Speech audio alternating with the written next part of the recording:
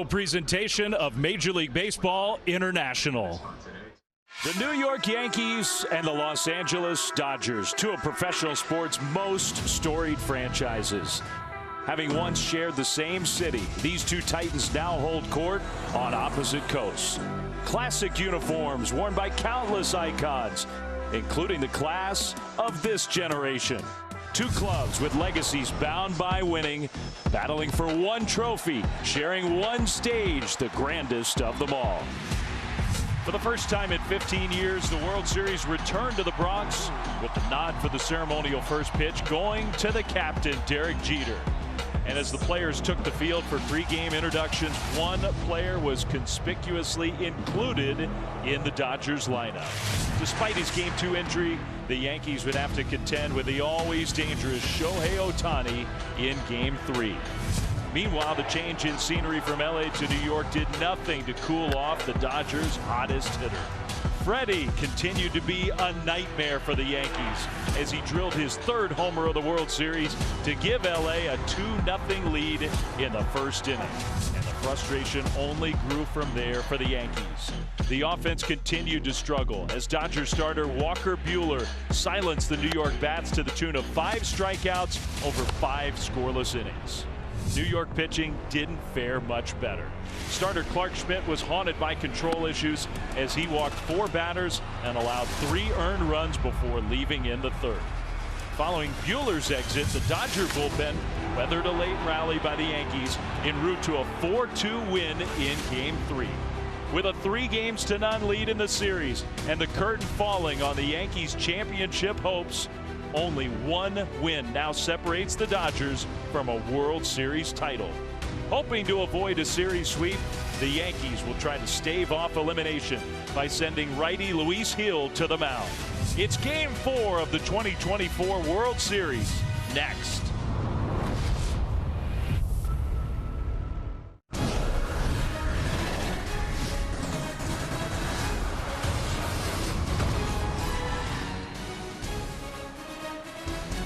Welcome to Major League Baseball International's special presentation of the 2024 World Series. From Yankee Stadium on another beautiful late October night in New York, it's the Dodgers and the Yankees Game 4 of the series, a night where the Dodgers have a chance to clinch a world championship, and that guy's efforts in this World Series, a big reason why his manager Dave Roberts just so impressed with the way Freddie Freeman has played.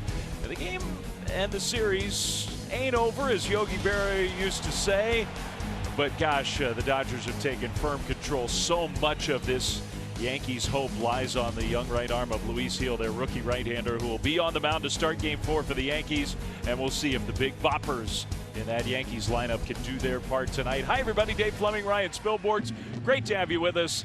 Gosh, we've spent so much time the last couple days, Spilly, trying to figure out how this series that we thought was going to be an all-time classic, especially after the way Game 1 went, how we got to a 3-0 deficit. Yeah, we were expecting Clash of the Titans. In fact, it's been more a clash of the margins. When you have two teams that are fairly evenly matched, it boils down to the little things, and we've seen the Dodgers do all the little things right. The Yankees, not so much. They've been in the games, but we want this thing to get 6-7 games. And in order to do so, the Yankees have to turn things around. The Dodgers are just doing everything right. I like the point you make, and let's show some examples of that, because it does feel like the Dodgers just haven't given the Yankees any little edge. Well, think about this. Shohei Ohtani might not have been able to swing. He gets walked 4 pitches nowhere near the strike zone. Freddie Freeman with 2 strikes. Homer, Mookie Betts, 2 strikes. Grinding a bat down. Tommy Edman reading the ball from second base. Add that insurance run. And then you think about the defensive plays. Jazz Chisholm, you have a guy in scoring position. Mookie Betts says no. Then you get another chance. And finally, Anthony Volpe comes through. Base hit to left field. Here's Teoscar, textbook. Bounce it, Will Smith, snap tag. Unbelievable. The margins are being won time and time again by the Dodgers. 2 outs. Gavin Lux, good read. Aaron Boone saying, well, how do we get out of this? You can't. And for the Yankees, when you think about where they're currently at, it's going to take a lot. Even Tommy Edman, with a chance for Juan Soto to come up with a game time and chance to hit, Tommy Edman makes another incredible play. Yeah, that's the thing about this series. All three games have, by the final score, been close. It hasn't always felt like that. And in some ways, maybe the game where the Yankees are feeling like, gosh, we needed that one, we had it, and we lost it game one. You do start to wonder, Spilly, about that one swing by Freddie Freeman, the impact that's had. It has had an impact. I mean, so much second guessing. Should you have started Luke Weaver in the bottom of the 10th inning? And then you start seeing it snowball on this Yankees, both offensively, defensively. For me, as I think about this series, it's been the bottom of the lineup. 7, 8, 9, 4 for 34. That's a winning team batting average, and it wouldn't be that big of a deal if it wasn't for the captain struggling so much at the plate. Maybe you could get a little benefit with the bottom picking you up, but unfortunately for Aaron Judge, it's been one of the biggest discrepancies between regular season and postseason. 0.67 batting average for Judge. He is swinging and missing close to 60% of the time. I mean, he is supposed to be superhuman. He's been not. Yeah, not at all. Teams with a 3-games-to-none lead in the history of the World Series. The Dodgers, the 25th team to do so. 21 of the last 24 times we've had this scenario, the sweep was completed in Game 4, which tells you a lot, I think, about the psychology of being in this position. But we'll see. It's Yankee Stadium. It is a talented team. The Yankees were the best team in the American League all year long, and they take the field behind their rookie right-hander. Yeah, I think the craziest part is to ask the Yankees to take a little inner Red Sox and try to find a way, one pitch at a time, to get a win. I mean, you win tonight. You have Garrett Cole on the mound tomorrow. You kind of like their chances. And with the Dodgers, we know tonight's going to be a bullpen game. And this kid on the mound, Luis Gil, I think he's a front runner for a possible Rookie of the Year. Yeah, and here's the lineup that he'll face. It won't be an easy task for Gil, who's only pitched one time in the playoffs for the Yankees. Ohtani with that injured shoulder back in there again. Bats Freeman, Teoscar Hernandez, Max Muncy, the third baseman. Kike Hernandez continues to get big hits for the Dodgers. Lux, Will Smith, and Tommy Edman, that shortstop, who's been one of the true October heroes for LA. Batting ninth against the rookie right-hander, as you say. Man, when he's on, he can be one of the tougher pitchers to hit in the whole league. Well, you think about the season, he basically led all major league rookies for starting pitching in virtually every category. Opponent batting average, strikeouts, wins. And as you watch Luis Gil, it's a 3-pitch mix. It's a really good fastball. He has a wipeout slider, but also has a good feel for a changeup, which I think is really important to the lefties in the Dodgers lineup. StatCast is powered by Google Cloud. Give you an idea, here's a 3-pitch mix. The 4-seam fastball, he uses it about 50% of the time. He has a lot of velocity, so the slider plays really well off of it if he's in the strike zone. And that's a big, big if, because he led the American League in walks. This Dodger team is going to do no service to him. They're going to force him to throw strikes. One thing in his favor, you know, the Dodgers came here in the regular season to Yankee Stadium, played a 3-game series, and the Dodgers dominated a couple games in that series. But the one win that the Yankees got was when Luis Gil was on the mound. I'm not sure you'd use the word dominant, but considering the way the Dodgers were swinging the bats that whole weekend, he pitched really well. 5 2/3, 5 hits. He had 5 punch-outs, 1 walk, did it on 96 pitches. If he's anywhere near that tonight, that is going to be huge for the Yankees. The Yankees have also had to use a bunch of their plus-side relievers. So this game really, for me, boils down to how deep into the game can Luis Gil go. Well, we're going to find out. His first pitch of the night. Ohtani ready to swing, takes a big cut at a high fastball. That strike one, 97 miles an hour on the first pitch of the World Series career for young Luis Gil. It was a little warmer at first pitch time tonight, Billy. I don't know if you can tell that. 61 degrees. Well, you know, we talked about the Freddie Freeman home run in last night's game in the first inning that set the tone and was such a big moment. The walk to Ohtani was huge. Well, he even had a chance to see him swing. The concern was, you know, his left shoulder popped out game 2. Could he even swing the bat? And Clark Schmidt didn't test him. He walked him on 4 pitches. Ohtani swings at that one. There's a slider from Gil, and the count is 2-2. Well, we saw last night, Ohtani took some aggressive swings, bat speed, same as it always is, and he hit a ball 104 miles an hour off the bat. Well, Yankees fans are going to try to generate some energy early in this game. 2-2. Wow, tight, look out. That one buzzed him.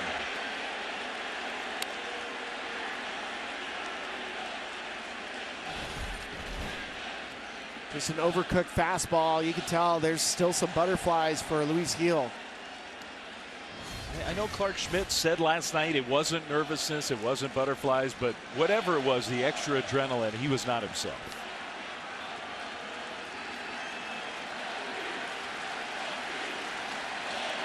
Three-two. Ohtani, it's a high fly ball just to pop up behind second, really into shallow center field. Volpe at shortstop tonight again, out number one.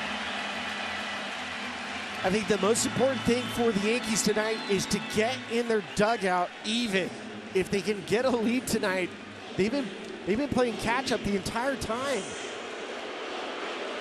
Sounds crazy. Like, that's a pretty small goal for a team that was as dominant as they were in the regular season. Can we just have a scoreless top of the first? Strike one to Mookie Betts. That was a good fastball at 98 right on the corner.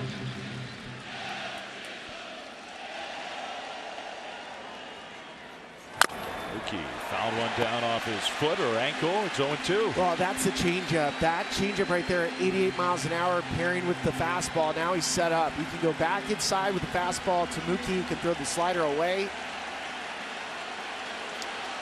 You look over the last couple of years, scoring first in the World Series has determined the outcome, whether it's 1 run or 5 runs or whatever. 8 games in a row in the World Series over the last 2 years where the team that scores first wins. Well, Dodgers have basically had to lead the entire series. I mean, there's only been 2 innings where the Yankees led at the end of the inning. 2. Betts takes it outside. And the Dodgers are one of the great front-running teams of all time. Their record when they score first is amazing. I think a little drizzle started to fall at Yankee Stadium. That's a fair ball inside the bag down the right field line. That one's going to go into the corner. Soto waiting to play the carom. Mookie thought about heading for third, but he'll stop at second with a 1-out double.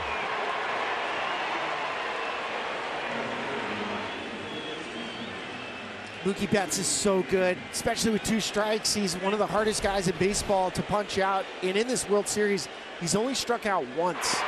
Between him and Freddie Freeman, it's almost 25 at bats, 1 strikeout between the 2 of them. We talk so much about Soto and his 2-strike hitting ability, but these 2 guys, Betts and Freddie Freeman, are both so good at it too. Freeman, who's been the star of the series. Perfect right on the outside corner for a called strike 1. He's homered in 5 straight World Series games. Nobody has ever hit a home run in 6 consecutive World Series games. 1 ball, 1 strike to count to Freeman. That's a firm changeup, isn't it? It really is. And notice where they're pitching Freddie. They want to throw everything away. His power has been inside. But Freddie can't shoot you opposite field as good as anybody. Ball. Changeup low. 2-1. Yeah, you might neutralize some of that power, but he's going to get a lot of hits if you are predictable, staying away from him. A base hit with Mookie Betts' speed, if it gets to the outfield, is going to put the Dodgers ahead. 2-1. Freeman drives that one down the right field line. It is gone! Another one! Just put it on repeat. Almost exactly what happened last night happens again tonight. And Freddie Freeman in the World Series is unstoppable. 2-0 Dodgers.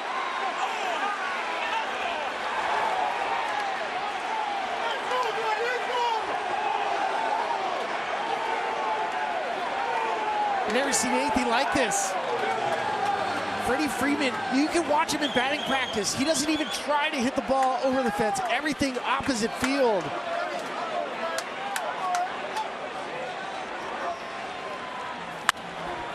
First pitch swing for Teoscar Hernandez. I'm almost speechless. It's just so good. He's going to hit the top of the dugout, the Dodgers dugout on the third base side. You can hear fans say, "You're amazing, Freddie," and he is. And this is a homer only in about 5 different ballparks around Major League Baseball. Dodger Stadium's not one of them. But a slider away from him, and he ends up getting the bat head out in front. It puts the Dodgers out in front 2-0. It's just remarkable from all sides. Hernandez, a little dribbler. That's going to be a tough play. Heel off the mound. Maybe the grass a little slick. And the throw pulls Rizzo off the bag. Teoscar Hernandez safely aboard.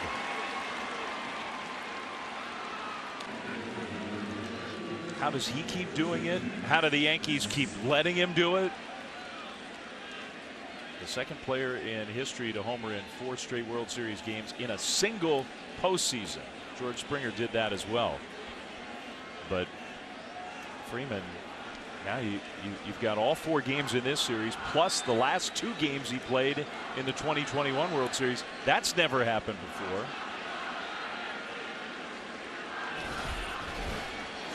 Really not much that Luis Gil can do, even with Jazz coming in from third base. It's a swinging bunt. Everything going in the Dodgers' way so far. And just like we said last night with Freddie Freeman's 2-run homer, it knocks Yankee Stadium out. It gets so quiet. Yeah, right after we had said that, these fans are going to try to do their best early in the game and help provide some energy. Max Muncy took a big rip. Max, even though he's made some contributions, has had a quiet World Series, 0 for 9 with a walk.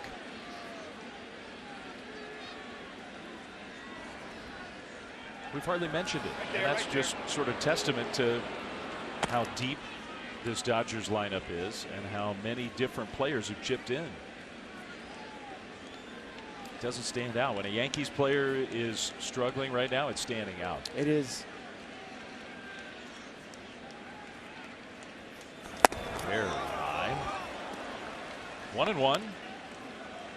Muncy certainly helped get the Dodgers here. He had that amazing stretch earlier in the playoffs where he reached base in 12 straight plate appearances. He's been a good player for them for a long time. Ball. Another Freddie Freeman home run has the Dodgers ahead. Still only 1 out.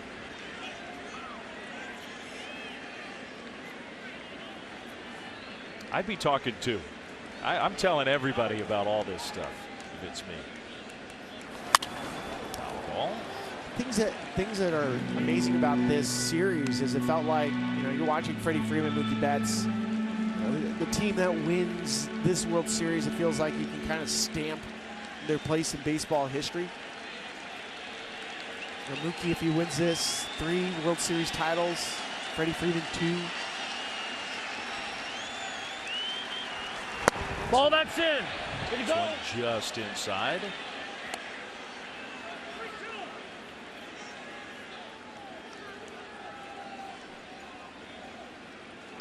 Compare Freddie Freeman against the Yankees.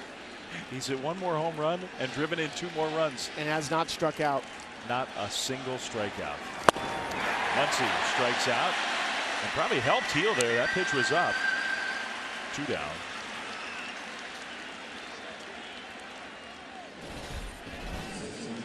It's a slider up, and you're right. Max Muncy probably giving chase to a pitch that he wants back.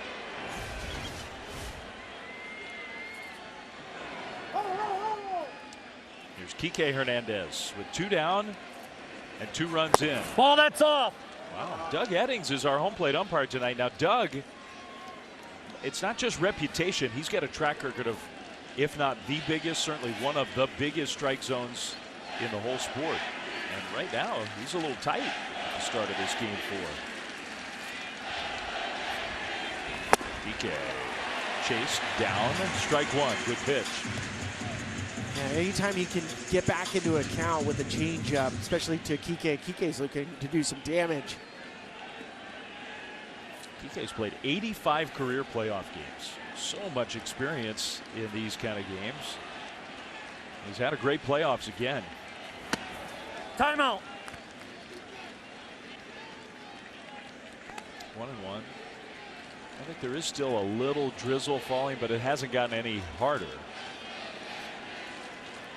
Nothing in the forecast has indicated to us that this game is in jeopardy of being interrupted. We'll see. 2-1. Off the end of the bat, a pop-up. Rizzo underneath it, coming into foul ground. And he'll catch it for out number 3. But the great Freddie Freeman has done it again. Never seen anything like it. Mookie Betts with 2 strikes. And then Freddie Freeman, automatic. 4 consecutive World Series games with a homer. Absolutely amazing 2-0 Dodgers.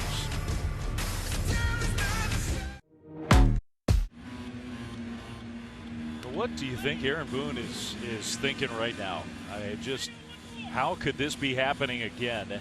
His lineup, and we know the Yankees offense, absolutely, forget Freddie Freeman, no matter what, the Yankees got to start scoring some more runs. You got a similar looking lineup, one big difference, Torres, Soto, Judge, then Jazz Chisholm sandwiched in between Judge and Giancarlo Stanton with his bullpen game tonight. Rizzo, Volpe, Wells, and Alex Verdugo. I mean, there's talk about the possibility of seeing Aaron Judge as a leadoff hitter. That did not happen. And for the Dodgers, this kid can pitch. Saw made his major league debut, and in 4 innings, he struck out 7 hitters. It's a high fastball with a good slider off of it. Ball, that's out. His first pitch of his World Series career to Gleyber Torres, misses outside. Just think about how a 2-0 lead kind of settles him down. I know it can't be comfortable. Torres down the right field line, toward the corner. Mookie jumps, and he's wrestling with the fan, and he's going to get the call. That right field umpire, that's Mark Carlson, the crew chief. He's calling Torres out for fan interference. I've never seen anything like that. Mookie had it, and it was wrestled away from him, it looked like. You tell Mookie's not happy about the reaction the fans are doing. Check this out. He jumps in, he catches it. And then watch them wrestle with his glove. Oh, man. You can't do that. It's one thing, okay, the ball's in the stands and you knock it away from a player or something. You can't do that.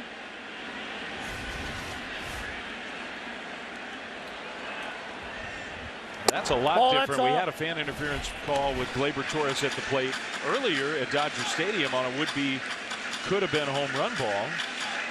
What are we doing? Yeah, those fans are going to have to go home. You can't grab a player.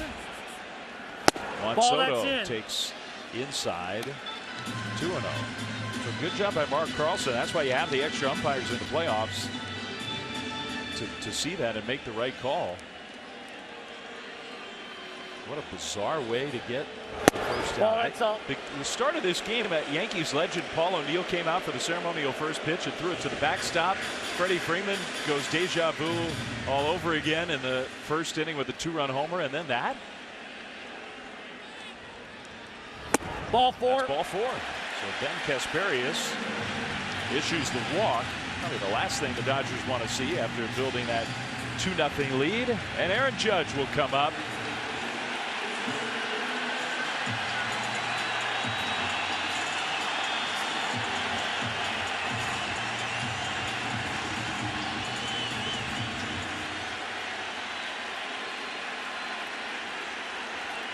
Yankees fans still showing their love for their captain despite all the struggles of the playoffs. Kasparius stepped off. Well, Soto at first thought that was a balk, but Kasparius was ruled to have stepped off.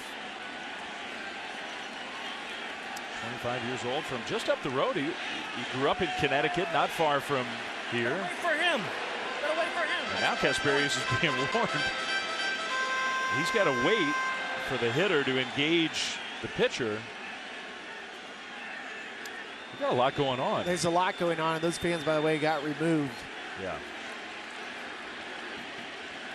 And rightfully so. Can't do that.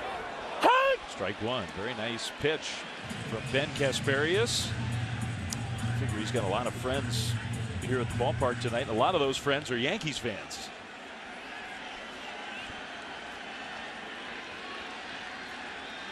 Aaron Judge with Soto at first. It's a high foul out of play off to the right. I do like seeing that on a fastball middle in, he did hit it towards right field. He's trying to get his barrel back in the zone. It's just late.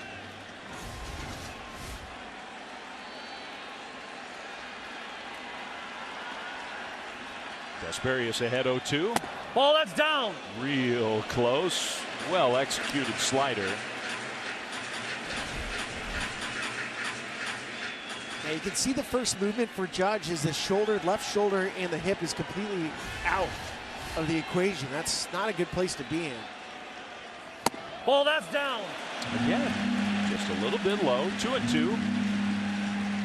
Yeah, ideally, you want to keep your left shoulder and your hip square to the pitcher as long as possible. And I know Judge has a different move, but it's taking him out of the hitting position. Check swing, foul. Bubble. Riding high and tight. That's where Kasparius is really good with his fastball, is up and in to right-handed hitters. He gets a lot of swing and miss. You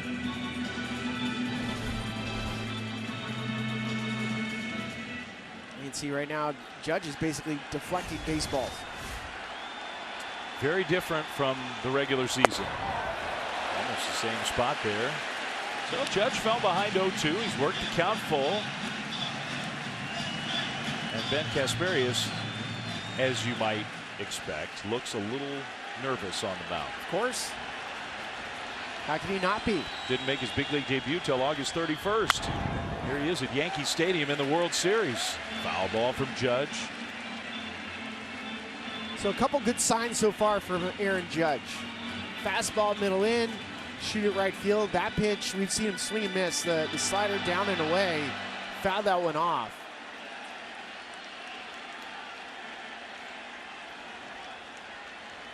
Another 3-2. Judge Ball, that's off the takes ball 4.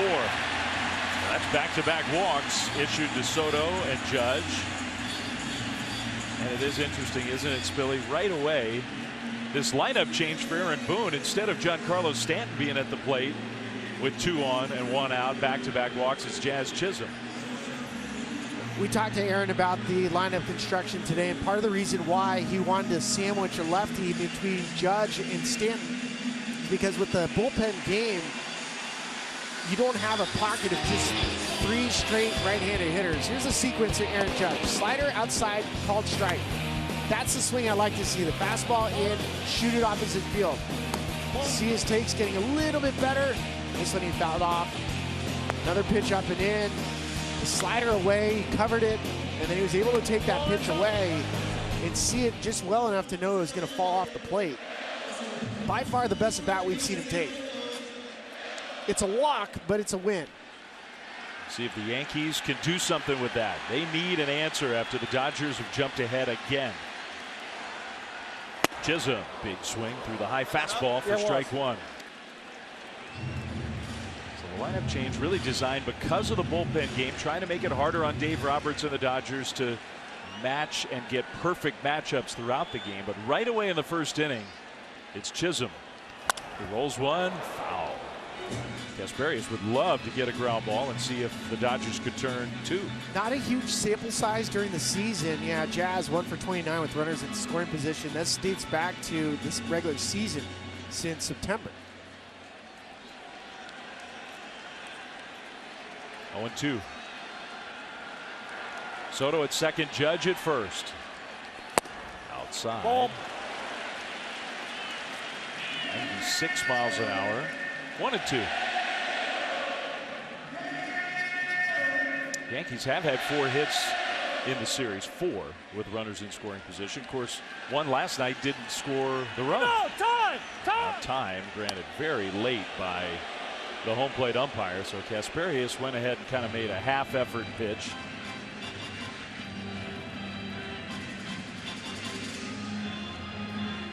Dave Roberts did tell us, look, he's kind of an emotional young man, can run hot and cold a little bit. He said you'll see him, the heart will be pounding out there. 1-2. Very high, not even close.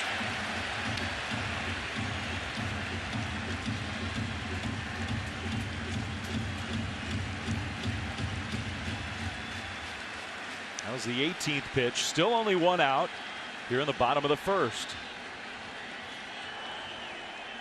2-2. Down and in.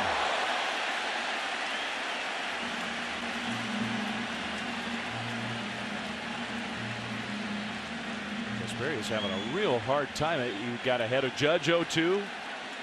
Couldn't put him away. He got ahead of Chisholm 0-2. Now it's 3-2. He throws. Chisholm hits a big bouncer. It's going to be Edman who will take the out at first. The other two runners advance, Soto to third and Judge to second. Now it's Stanton coming up.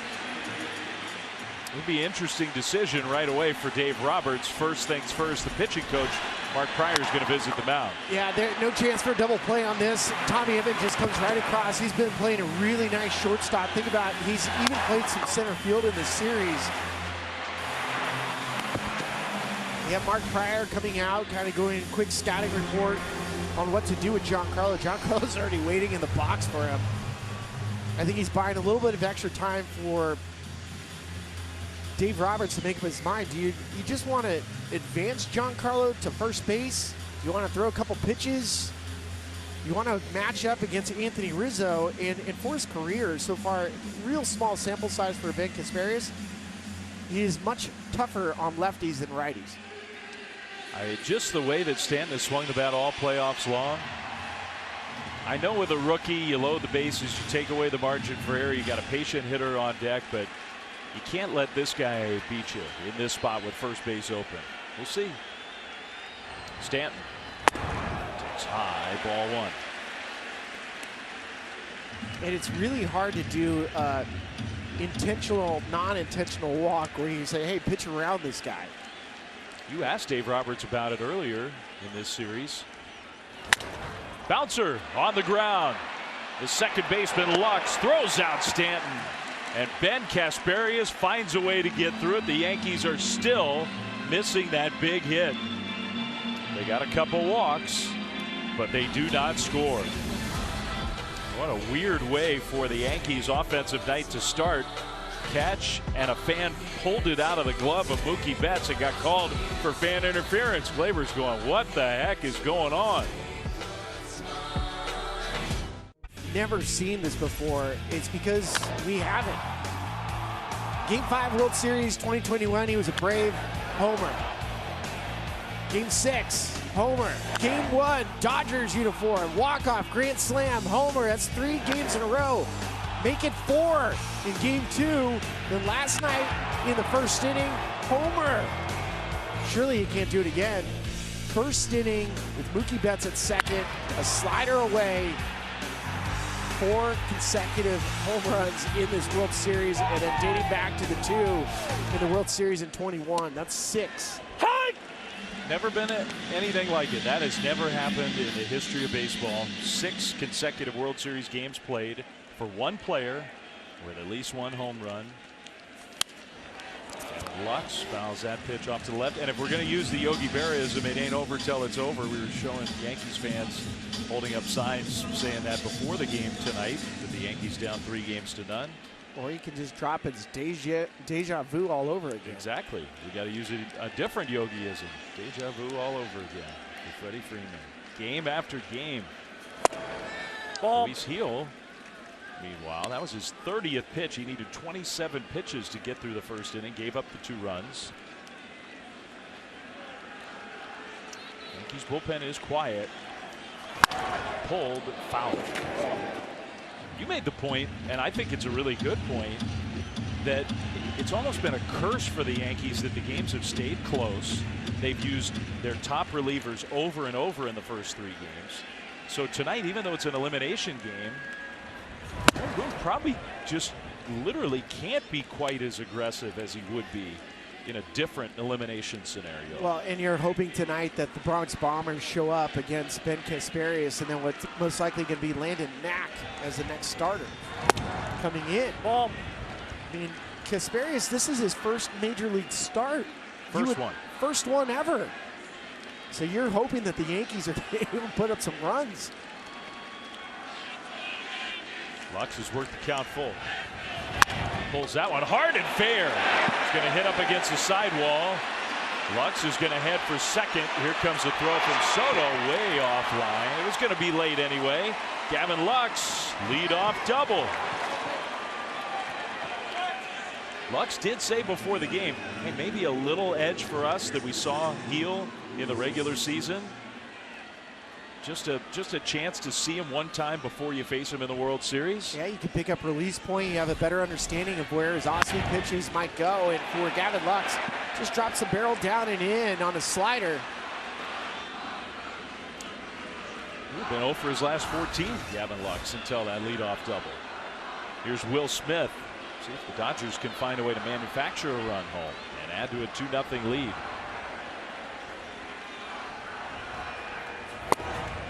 Strike one right in there to the Dodgers catcher. I asked Will Smith in the clubhouse today, is it hard on you when you have a bullpen game? Is it more taxing on the catcher? And he said no, not really. I was a little surprised by that.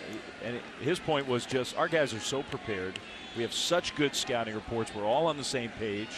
Every pitcher knows what he's supposed to do. I just trust that Dave and Mark are going to put the right guys in the right spots, and then we work off the game plan. Pop up. Shallow right. That's not going to get the runner up. Torres. Out number one. Lux has to hold at second.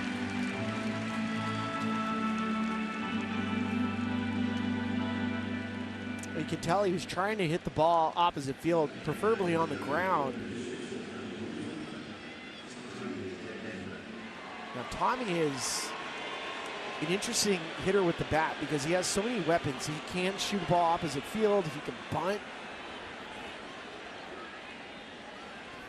Got Ohtani on deck. A liner to first. It's going to turn into a double play. Well, Rizzo was playing off the line, and Lux got caught way away from second base. Instead of a base hit to score a run, it's a double play turned by the Yankees. Kind of a deep breath moment for the Yankees. And they have to turn it around at some point. Nice play from Rizzo. Now you got to get back to the dugout and score. Came into this series the fourth best team at hitting fastballs in the league. .350 batting average on the season on all sorts of fastballs. But last night we noticed there was a lot of takes on fastballs, even in the middle portion of the plate, and it stood out. Here's a team that normally lets it fly, and when it's all said and done, the Yankees took 29 fastballs called for a strike. That was tied for the third most called strikes this season, over 5,000 games. I was stunned when I saw that. I knew intuitively that they were taking a lot of pitches. Rizzo took a good swing at that first pitch fastball. But you pointed out, like, a lot of them were fastballs in the strike zone. And then when we dug a little deeper and found out only 2 other instances all year of all teams taking that many fastballs for strikes. And it's hard to know, like, what does that tell you? It's hard to kind of have to follow up on that, but maybe just as simple as caught in between. Caught in between. I mean, you're looking off speed. The Dodgers scouting report was, hey, let's gas them up today and see what happens. And it worked. But they hit .350 as a team on fastballs. 0-2 from Kasparius. Ball. This is with a breaking ball down. I give you credit for asking Aaron Boone before the game, hey, you took all these fastballs for strikes. What was going on? And he said, that's way too many. Way too many. Strike 3 called on the fastball. No comment necessary. I mean, it's contagious. It's not one player either. It's a good fastball. I mentioned it for Casparius. The fastball's arm side. He's not an extension guy. It's kind of a short stride. Pretty deceptive with his arm delivery. Anthony Volpe takes a fastball for a strike. And for some of these Yankees hitters, they've never faced Ben Casparius, so you understand, okay, let me see where it's coming out. Yeah, none of them have faced him in a big league game. Maybe somewhere along the line in a spring training game or in the minor leagues, but I think that is probably a factor, because you're right, it's a little different look on the mound. Anthony Volpe, he's had a quiet series, just 1 for 12. Well, that's up. Had some guts to take that pitch. 1-2.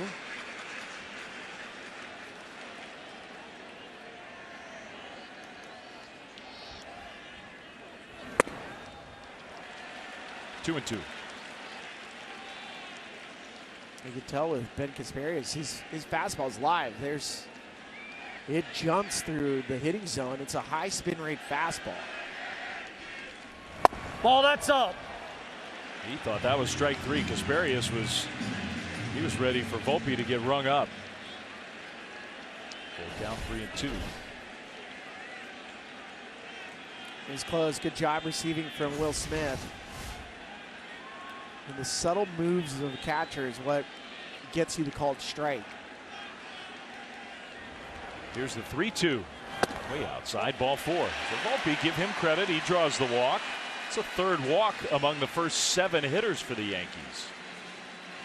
Now the Yankees, 7-8-9, it's been a bunch of punch-outs. 12 strikeouts, in fact. 4-4 seam, he got a couple off-speed pitches in there. 4 for 34, a 118 batting average. And Austin Wells can jump on a first pitch fastball. We saw him do it in Cleveland. Ball, that's all. Fastball outside. Overall, Austin Wells is 2 for his last 36. He's got 1 World Series hit, and the strikeouts have really piled up for him. 4 in this series, 17 strikeouts in those 36 at bats. That time got the call with the slower breaking ball.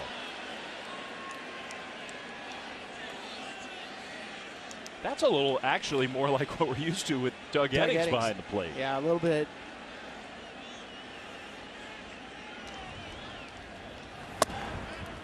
Oh! 1-2. Doug, who's been around a long time. You got Chad Fairchild at first, Todd Titchener, Carlos Torres, Andy Fletcher, and Mark Carlson, the crew chief. When you go down the right field line in a playoff game, you're not thinking you're going to be really involved in the early stages of the game. He was. That play where Benz made the catch and then had the ball literally ripped out of his glove. Still, I've never seen anything like that. Those fans were immediately ejected. I really cannot remember that.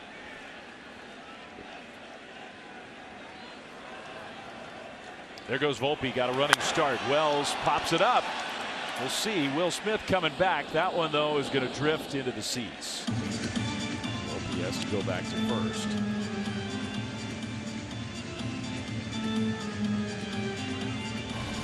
It's a nice jump from Anthony Volpe. Got his feet moving.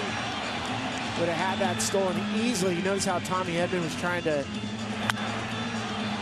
deke Anthony Volpe, see if he can get him to slide. That was pitch to hit, too. Volpe's going to go again. Another huge jump. Ball taken. Smith did make the throw, but that's not on Will Smith. That's on the pitcher, Volpe. If you're going to get that big of a jump, even down 2 runs, you're not risking anything by going. Volpe was one of the better base stealers for the Yankees this year until they got Jazz Chisholm.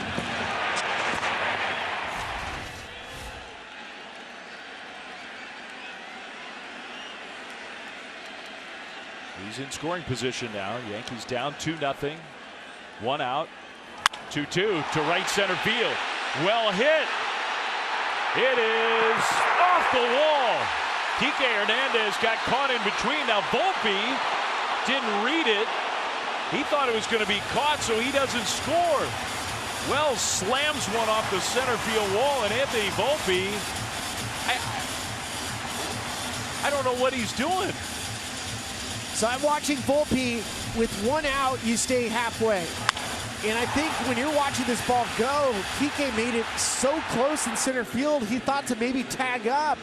And the way the ball kicks off, watch, he's halfway. He's thinking, am I played off the wall? No, I need to go tag. And now he's caught in no man's land. That's just a big mistake. There's already one out. Luis Rojas had to put up the stop sign, and a lot of criticism for Luis Rojas last night. Strike one to Verdugo.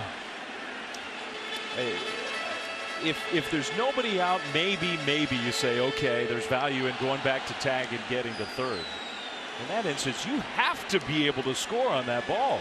That's why you stay halfway. Again, the little things that the Yankees have not done well. They have not run the bases at all well this postseason. We've still got a chance to tie this game or more with Verdugo. Big swing over top the breaking ball, 0-2. And now Alex Verdugo has to put the ball in play. Dodgers are all the way back defensively. They are conceding a run. Hit a ground ball, you got to run on the board. 2 strikes to count. Verdugo fouls off the high fastball. Dodgers have gotten the bullpen going. Daniel Hudson is warming up. Kasperius, that's the first hit he's allowed. But the 3 walks for Austin Wells. He smashed that ball. Another 0-2. Pulled to first. Freeman's got it. He'll go to the bag for the out, but Volpe comes in to score. So give Verdugo credit for putting the ball in play. And ultimately, at least the Yankees do get Volpe home. But it wasn't as easy as it should have been. No, you have to stay halfway. If he catches it, he catches it. You're still in scoring position.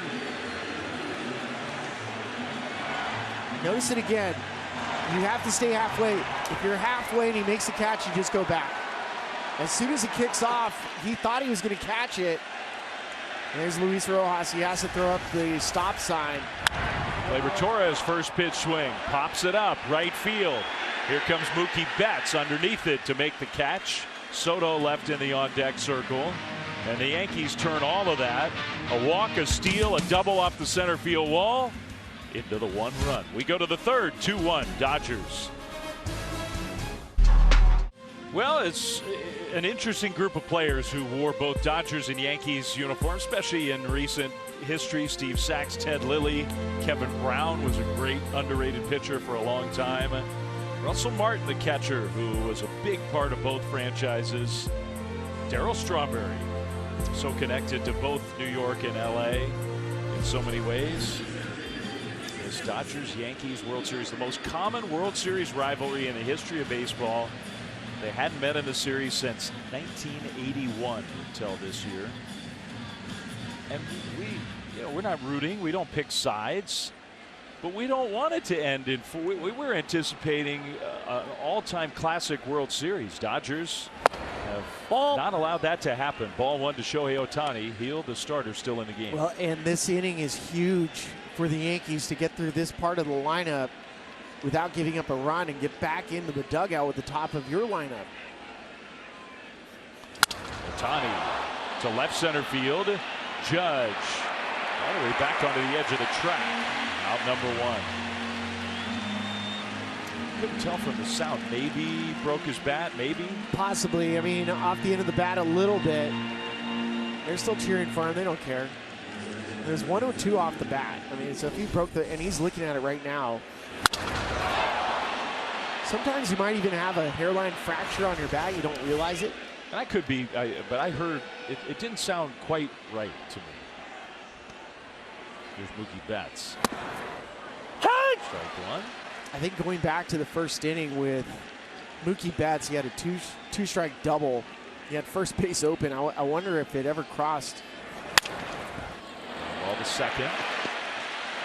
2 down. I wonder if it ever crossed Boone's mind to just walk Freddie Freeman. Just go. Yeah, you can avoid him. And this is a perfect scenario.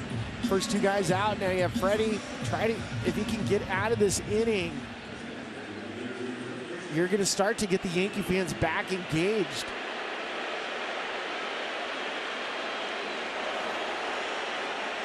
He's become the center of this World Series. In some ways, like the most unassuming. He is an all-time great player. He's going to the Hall of Fame. He's got a chance to get 3,000 hits.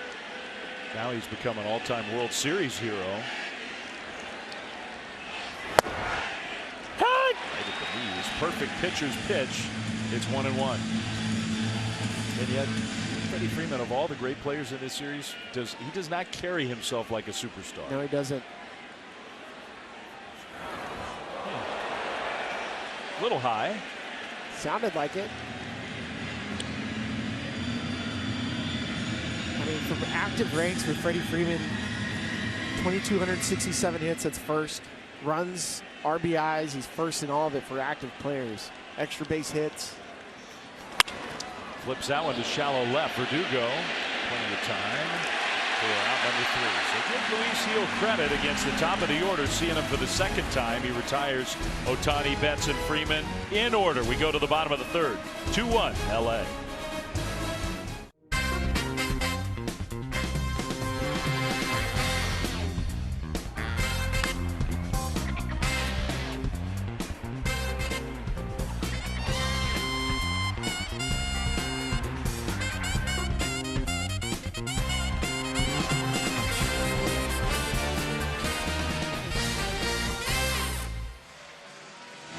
Lots going on in Game 4 already as we go to the bottom of the 3rd. 2-1 Dodgers. Another Freddie Freeman home run. The fan interference play times something. Daniel Hudson takes over, 2nd pitcher now for the Dodgers. 7th appearance in this postseason for the veteran. Well, and it makes sense what Dave Roberts is doing right now. He's going to go to Landon Knack after, and so he figures, you know what, why don't I give the top of the lineup Daniel Hudson versus Landon Knack. He gets 2 innings out of Ben Kasparius, making his first career start as essentially an opener. Kasparius goes 2, gives up the 1 run. And now with the heart of the order, you spare the rookie right-hander Knack and throw the veteran Hudson. You all right, Will? Targetting very politely asked the Dodgers catcher if he's okay after that foul ball. Well, here's the challenge too, Dave. When you're a hitter and you're going to face 4, possibly 5 different pitchers, not easy to hit. Soto's never faced Daniel Hudson, which is interesting. Juan Soto, even though he's only 26 years old, has been in the league for a while. Daniel Hudson's been around for so long. Yeah, coming out of Old Dominion, not known as a college powerhouse baseball team. They were teammates, though, these two. 2-2. Just to give you an idea of the bullpen usage. Essentially, if you want to boil that down to maybe one sentence, is a lot of the Dodgers relievers have pitched a lot in this World Series. Hudson threw 22 pitches just last night.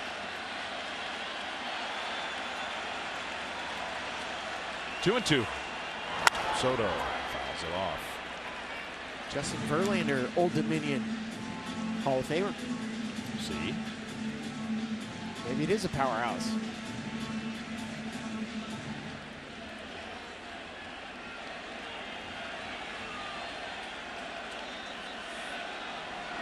Soto strikes out swinging. Just a beautifully thrown slider from Hudson.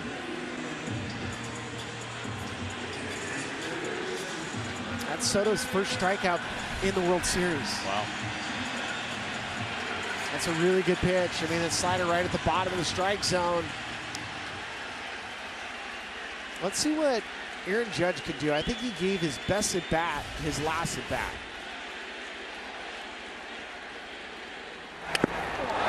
I got you, man. Pitching him in, and I think it hit him. Got him maybe on the elbow guard, maybe got part of the hand. So we're not really going to get to see whether there was some progress made for Judge. He's kind of staring out at Daniel Hudson. The Dodgers are looking at the video room just to make sure that it actually hit him, and They say it did. We'll listen in. I got you, man. You hear the double click. Oh, that's a bad spot. Ouch. Whenever you get hit in the hand, the blood rushes to you, and you automatically, you can't feel your fingers right away. You'll see him, he'll start to kind of flex his hands a little bit, try to get some blood flow in there, and there's just an immediate kind of fear. There's a fear factor hitters have when you get hit in the hands. Yeah, a lot of little bones there that are vulnerable. And even if you get some protection, some types of batting gloves can give you a little protection. Those look more like standard batting gloves. In some ways, you just got to get lucky. 95 off your hands is very scary. That's Travis Chapman, the Yankees first base coach, checking in on the big guy. Here's Jazz Chisholm. Grounded out in his first at bat, hitting cleanup tonight. He hits that one well to right field. Betts gets turned around, plays the carom nicely, and that's going to hold Chisholm to a single. Judge goes around to third, and I think any other right fielder, you get caught that close to the wall, you're in big trouble. Not Mookie Betts. He did as well as he could have. Well, this is the best right fielder in baseball by far, by leaps and bounds. I know Fernando Tatis Jr. is considered one of the better ones, but watch this play. Immediately he understands it's going to go over his head, and watch, he goes into full defense mode, gets it in quickly. And you talk about the athlete that Mookie Betts is. He plays pickleball. He's bowled 300 numerous times. It was a great swing by Chisholm. Oh, that's down. Takes the ball low. So Chisholm, who I'm sure off the bat was thinking extra base hit at minimum, stands at first. Stanton grounded out his first time up. Tying run at third, go ahead run at first in the bottom of the third. Stanton, wild swing. I think he thought Jazz was about to take off, so he was going to kind of play the infield moving. Jazz had 40 stolen bases on the year. And he did start to go, but then slammed on the brakes. That might have thrown Stanton off. 1-1. Check swing. That one comes high and tight. Did that hit him? Now, Judge is coming in, but that ball either hit the... I thought it was a foul ball, but they say it hit Stanton. So it's a hit by pitch. Dodgers are going to look again.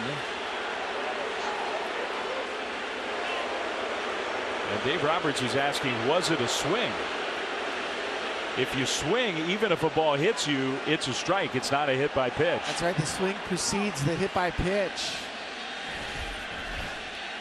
I thought the first base umpire did rule that that was a swing. I think that's exactly what happened. Yeah, it hits his hand. Yeah, I mean, you feel for a guy. You're trying to protect yourself, but I think that's a swing.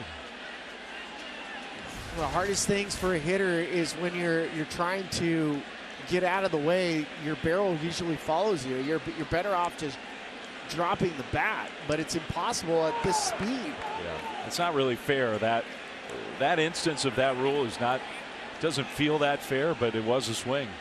By the letter of the law, that's not a hit by pitch. That's a strike. 1-2. Stanton looks a little angry. It blows over.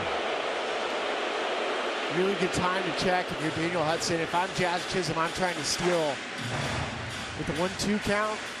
Possibly take a slider, add a play, or a ground ball. I mean, the play from Mookie prevented Jazz 90 feet. There goes Chisholm. It's a ball in the dirt. Nice block by Will Smith. Chisholm has himself a steal. And the Yankees are showing a lot more life on offense early in this game. It's only 1 run so far, but they've got a good setup here to try to tie the game or more. Yeah, perfect time to go. It's a slider count. He gets his slider.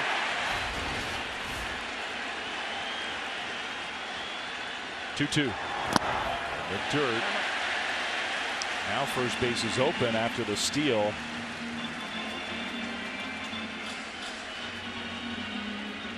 It's hard to believe that this is going to be an out-and-out challenge.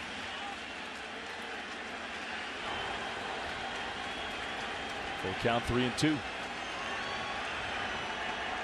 Hudson throws. Ball 4. So the walk's a factor tonight between the hit by pitch. That's the 4th walk issued by Dodgers pitching. And in this inning, the hit batter and a walk. The bases are loaded. Still only 1 out. Anthony Rizzo coming up. Another meeting with Mark Pryor, the pitching coach. And clearly, Daniel Hudson has no feel for his fastball. I mean, that's the pitch that he hit Stanton. He hit Judge with. And you notice that he's far more slider heavy. I think we both understood the strategy in not using Knack here, using Hudson to try to give the rookie a breather, not have to face the meat of the order right away. First ever World Series outing, but so far Daniel Hudson has struggled himself. So here's Rizzo. Bases loaded, 1 out. Yankees down by a run, bottom 3.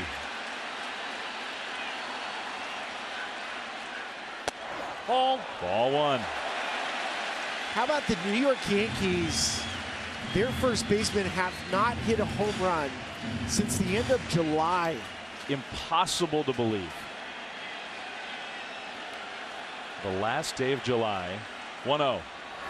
Ball 2 to Anthony Rizzo.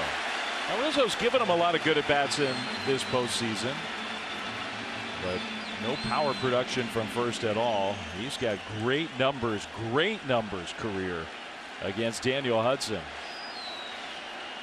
And he's worked himself into a 2-ball, no-strike count. Here it comes. Pulled foul. This is the last time. You go back to July 31st. It's DJ LeMahieu in Philadelphia against the Phillies. That's the last home run by a Yankees first baseman. Yeah, it's impossible to think about the Yankees without power from first base.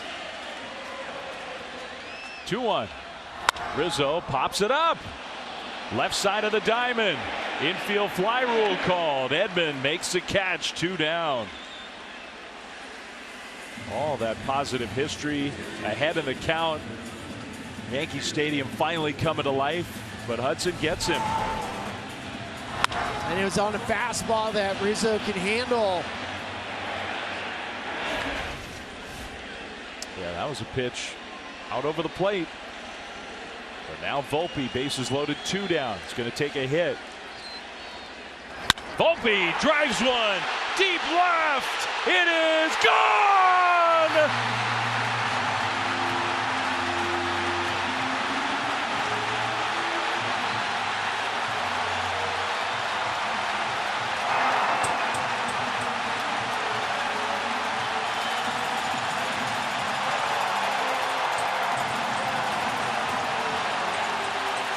The hit that's been missing for the Yankees all series long. And it comes from their 23-year-old shortstop. 5-2 Yankees. What a swing for Volpe. First pitch slider, and they needed this in the worst way. What a moment for Anthony Volpe and another World Series grand slam. Now Austin Wells skies one to left. Oscar Hernandez for the catch, but the Yankees offense really for the first time all series flexes its big muscles. Finally we get a chance to see the Bronx Bombers, but from the guy that you probably least expect. A kid that grew up in New York, a Yankee fan.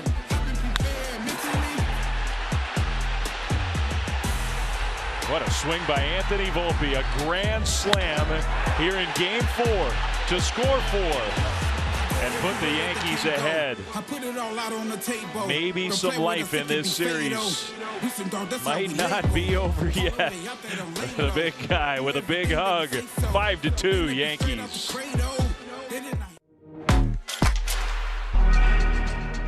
The Yankees have waited for this swing for 4 games, and it was Anthony Volpe who pounced on the very first pitch with the bases loaded against Daniel Hudson. And over that left field wall here at Yankee Stadium. They were chanting his name in between innings. Acknowledge Yankees fans. I'm sure he was the kid chanting the name of so many of his heroes when he was here growing up. And now to do that in a World Series. The inner kid, the inner Anthony Volpe as a 9-year-old, you know, imagining a moment like that. And now they need a shutdown inning. Oscar Hernandez, sky-high pop-up. Rizzo over, he'll lean in, and he caught it! What a catch by Anthony Rizzo!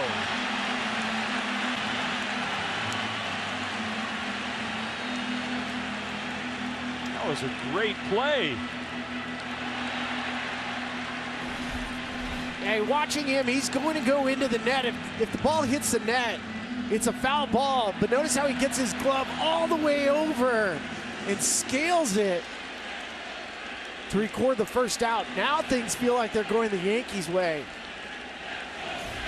He did. He put his knee up on that little short sidewall and vaulted himself up. Ball.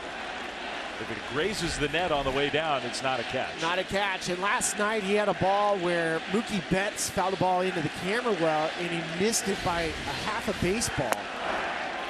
Mookie ends up getting a hit, an RBI single to right field. 4 times a Gold Glove winner. One time he won a Platinum Glove for his defense at first base when he was with the Cubs. 2-0 to Max Muncy. One with a fastball from Luis Gil. I'd say fastball. I think that's his changeup. Yeah, 93-mile-an-hour changeup.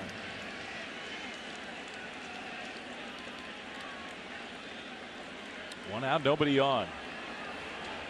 The game has totally changed. Check swing. Did he go? Yes. On appeal. 2-2. I mean, it's amazing. The Yankees, bases loaded. Rizzo popped out. 2 outs. This crowd was like, not again. You can't let him off. Ball. And the swing from Anthony Volpe, it just broke the ice. It broke the seal.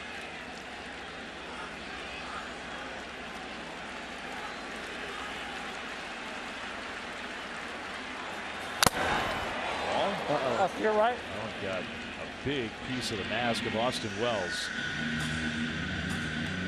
So catchers have different masks that they'll wear, and some of the masks that they have are spring-loaded. You'll also notice, you know, for years there was the hockey-style mask. What they learned, Charlie O'Brien was famous Canadian, came up with the mask, and a lot of guys don't like to wear it anymore. That's ball 4 to Max Muncy. He draws a 1-out walk. Well, for some catchers, the old style mask that Austin Wells is wearing is so much easier to maneuver, whether it's on a pop-up or you're trying to throw a guy out, whatever it is, easier to get on and off and be more of a defensive player once your job of catching the pitch is over. Well, and the mask can pop off when you do get a foul ball, so some of the energy goes through. That one hit on one hop to short. Volpe picks it to second one. Got him at first, double play. Anthony Volpe's doing it all. Dodgers are going to challenge, though, at first, so we'll see. Kike Hernandez was convinced he was safe. It was a great play no matter what, but called safe at first by Chad Fairchild. Dodgers are challenging.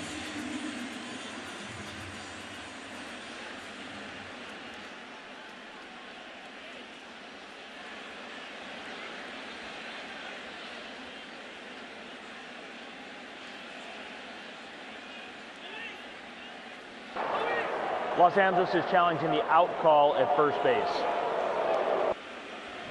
Just a really nice play. This is a difficult play for a shortstop, and it's a reverse pivot makes a good throw to Glaber. It's going to be really hard to tell. The moment of truth is, when does the ball hit the glove? As soon as it touches the glove, that's when you make the call. I think he's safe. I think he touches the base first. I mean, just barely. That's kind of the perfect example of the rule. The ball is almost in the pocket of the glove, surrounded by it. After review, the call on the field is overturned. The runner is safe. Los Angeles has 2 remaining challenges. But it hasn't touched it yet, so he is safe. That keeps this top of the 4th inning going. And it gives Gavin Lux a chance with Kike Hernandez over there at first. Well, and for Luis Gil, I mean, he was expending a lot of energy. He was so excited to get out of the inning. Now you have to recalibrate. It's true. He was pumped. He's been pumped by both of the great defensive plays in this inning. The one swing by Volpe, and the Yankees look like a different team. They do.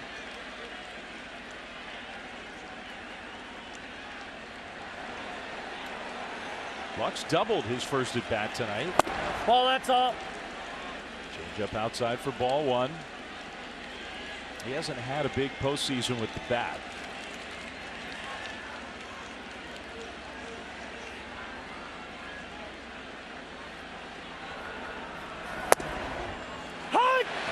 There's the big strike zone. That's kind of the first example all night of what can be very wide strike zone of Doug Eddings. Well, Doug Eddings led all umpires with the highest strikeout to walk ratio, so it's a good indicator of the zone. That's why.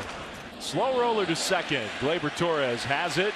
Heel took him just a few extra pitches, but after the overturned call, he gets out number 3 anyway. 1 walk, 1 left. Midway through 4, Yankees with a 5-2 lead. The Yankees led baseball in homers this year with 237. But Anthony Volpe, his grand slam might have brought the most energy to the Yankees all season long. The last time a Yankee hit a grand slam in a World Series game, a very famous one against Mark Lanston of the Padres, Game 1, 1998, into the upper deck at Yankee Stadium. Tino Martinez, as the Yankees would win Game 1 and go on to sweep the Padres, win that World Championship. That was an all-time great Yankees team in 1998. That was the last World Series grand slam for a Yankee until tonight. Anthony Volpe, forget the Yankees' 4th youngest player overall to hit a grand slam in a World Series. It's just such an energizing play. I mean, not just for your team, but for the crowd. Ball 1 from Landon Knack, who's now in the game, the 3rd pitcher of the night for the Dodgers. Base Verdugo, and then the top of the order. Tough appearance for Daniel Hudson. High strike. Verdugo really doesn't hide his emotions. No, not at all.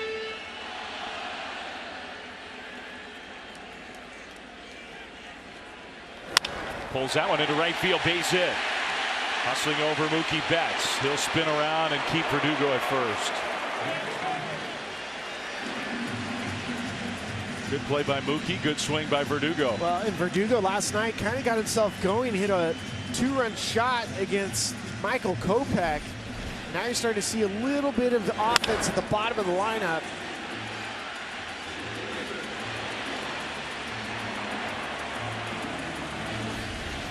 That's huge because we haven't seen this at all this World Series, where the bottom of the order sets the table for the big hitters at the top of the lineup. Here's Gleyber Torres, very high from Knack. Now, Knack's in the same boat as Kasperius, where he's a young guy, rookie this year, and this is his first time pitching in a World Series. Well, as you watch Landon Knack, you'll notice he's very animated on the mound. It's one of the things they've actually talked to him about a lot this year. I mean, they like him and they love he's got a real competitor's kind of mentality.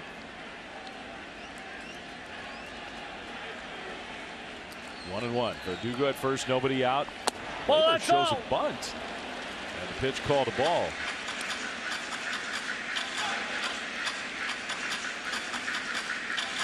Now, if he executed the bunt, you could get a bunt hit the way the defense is set up. Yeah, no question. Max Muncy's still almost on the outfield grass at third.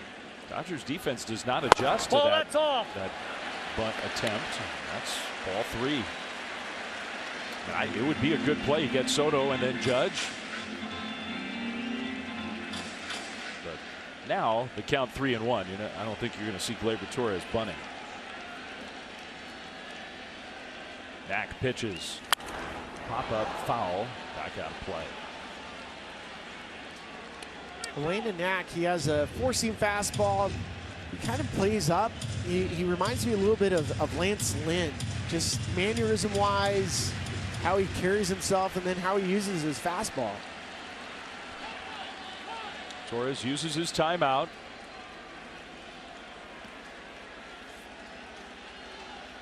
He's 27 years old, so even though he was a rookie this year, he's been around a while.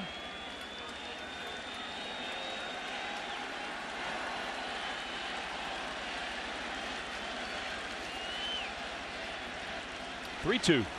Torres, hard ground ball to second. Nicely picked by Lux. That's one. Edman to first. Got him double play. Hard hit ball, but right into the defense. Dodgers turn 2. I thought you might see Alex Verdugo on the move just to trust Gleyber Torres, who doesn't strike out a lot. Squares it up, but it's right at Gavin Lux at second base. And then Tommy Edman. I mean, he really is Mr. Fundamental at short. Ball, that's all. Soto takes ball 1. Soto drew a walk back in the first inning, struck out to start the third. Daniel Hudson struck out Soto. And then things went downhill for the veteran right-hander. 1-1 to Soto. So 3 at-bats for Juan Soto in 4 innings against 3 different pitchers. Is that amazing or what? Change up. 2-1.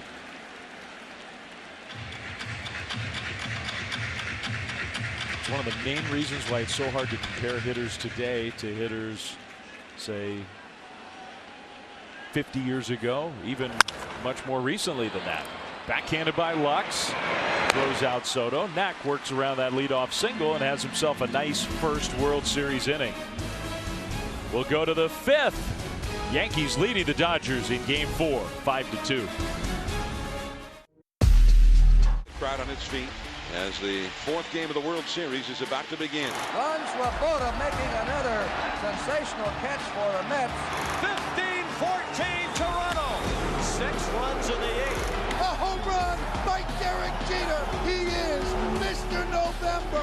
Red Sox fans have longed to hear it. The Boston Red Sox are world champions. Tampa Bay wins it. Brett Phillips, Game 4 hero. And that is a ball game. A World Series no-hitter for the Houston Astros. Some of the history of Game 4s over the years, including just a couple years ago, a no-hitter in the World Series, the first one since Don Larson's perfect game. It was a combined no-hitter, so it was a little different. Luis Gil with a 5-2 lead, 5th inning. The Dodgers catcher Will Smith, strike 1. Luis Gil has done a good job tonight. 12 out of 17 first pitch strikes. You have to attack the Dodgers in the strike zone. He did there. It's 0-2.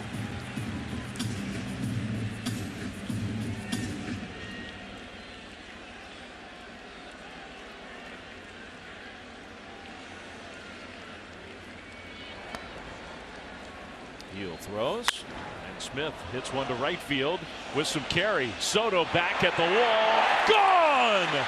Will Smith to the opposite field. That one just kept going. His 3rd home run of these playoffs.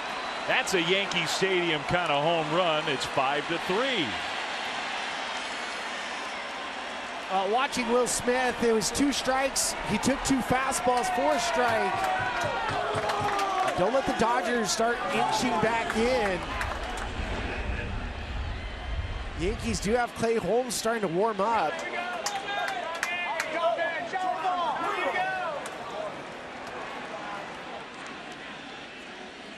Good point. Tommy Edman stands in and takes a pitch from Heel for a ball. And we were watching this ball, and I didn't think it was going to fly out, and it just continued to carry. That's what happens sometimes with the high fastball away. You can just drop the barrel to it.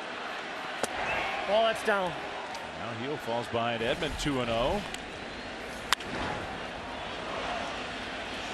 He's 97 miles an hour off the bat, and that's a home run in only one ballpark. Yeah, that's a, I didn't see that, but you watch that ball sail out. That's what I meant by a Yankee Stadium kind of home run.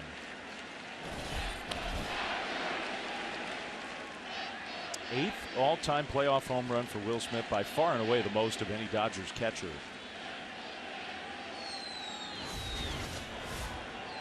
Again, who's such an important part of this team, has had a tough postseason with the bat.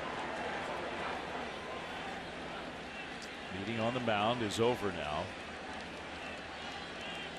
He's also got 29 career playoff RBIs, Will Smith, which is top 5 all-time for a catcher, any franchise.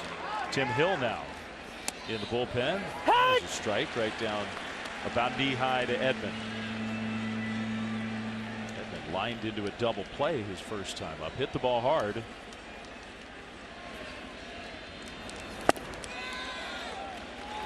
You walk Edman, and then Shohei Ohtani comes up. This Dodgers lineup is relentless, top to bottom. I don't believe that Ohtani will face Heel if Edman is on base. We're going to find out. That's ball 4.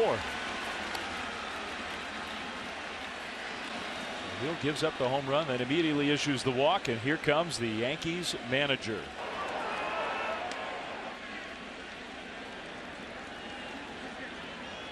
Aaron Boone waiting to give the signal. And now he'll point to the bullpen.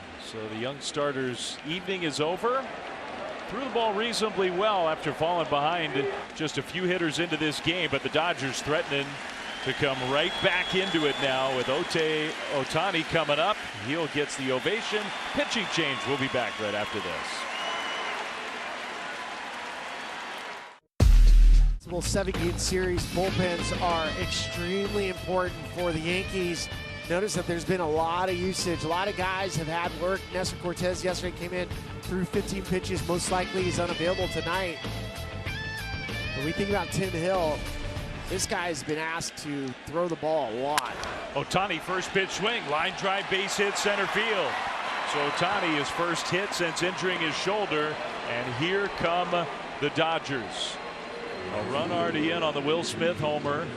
And now 2 on, nobody out. Mookie Betts coming up, and you bring Hill in to face the lefty, and now he's got to face the righty Betts. Yeah, that pitch caught too much of the plate for Ohtani. He did face Tim Hill, so Ohtani had a good look at him yesterday.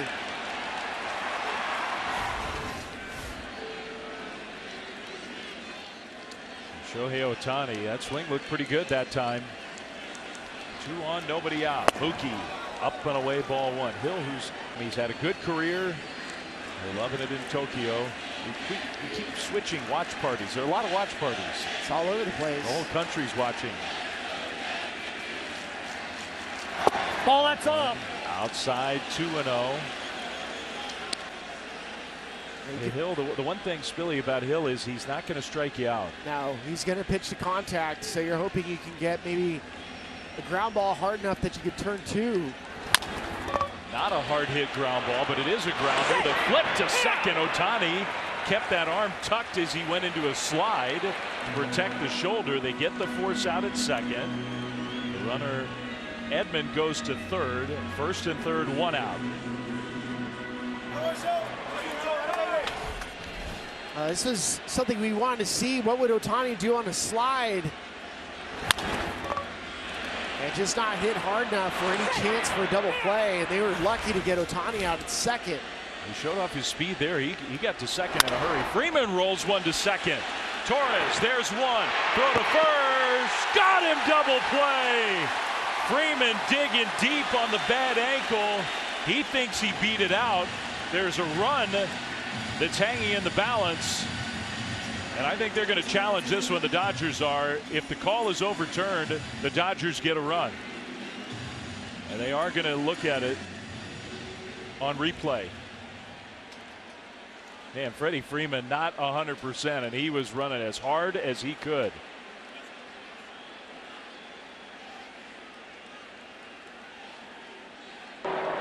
Los Angeles is challenging the out call at first base. So sometimes you saw Dave Roberts come out. Sometimes you can challenge both ends of it, like maybe a fielder didn't keep his foot on the bag at second. Volpe got the out there. Question is this. Yeah, he's safe. And for Freddie Freeman, I mean, you could tell he knew he was going to give everything he had to get to first. That's a run. It's a run. It's a huge scoring play. That's going to make it a one-run ball game with just the pure hustle of Freddie Freeman. Everybody, you figure hustle is a given on this stage, but considering the state of his ankle and leg, that's pretty impressive. After review, the call on the field is overturned. The runner is safe.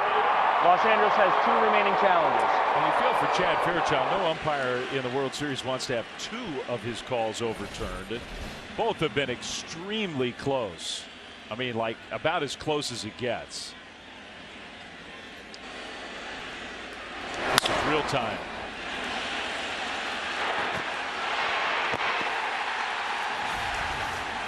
That got the Dodgers a run. So it's 5-4. Hill's out. Clay Holmes is coming in with Teoscar Hernandez coming up. Now a 1-run ball game.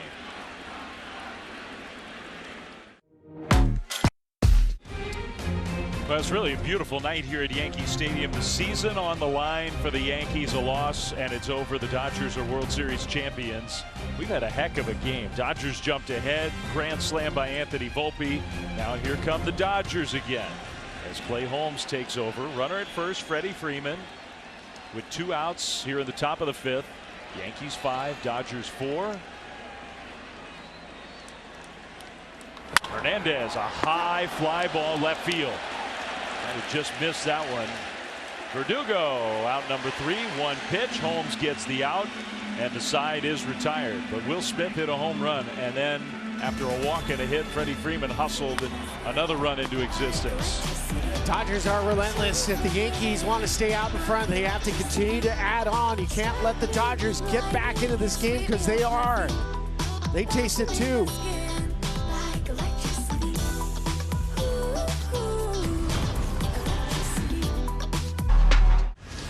Well, Aaron Judge coming up here for the Yankees, who lead by a run. This was game 3 of the ALCS, and I think easily, Spilly, his biggest moment of this postseason. It was such a big moment for Aaron Judge because it was such a struggle for him. And coming off Emmanuel Clase, the league's best reliever, you're trying to conjure up some good feels for Aaron Judge.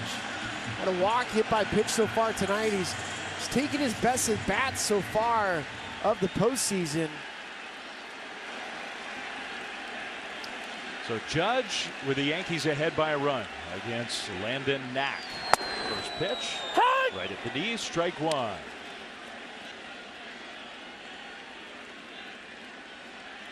base twice, the walk and the hit by pitch, as Billy said, with a run scored. On the ground to short, kind of an in-between hop, and Edman booted it. Judge beats it out. A rare defensive mistake by the Dodgers. That'll be scored as an error. You can kind of see errors coming just based on how the ball is hit off the bat. This has top spin, so notice it's the in-between hop. That's a dreaded play for any infielder because you have to give yourself space. And with Judge running, not enough space for him to get. Yankees hoping to take advantage of one of the rare miscues. Jazz Chisholm Jr. had a hit, a steal, and a run scored his last time up. Runner on, nobody out. Ball, instead of that's one down. out, base is empty. Misses with his changeup.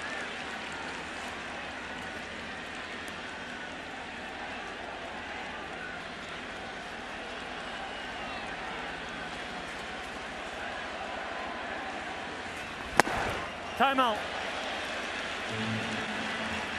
That's ball 2.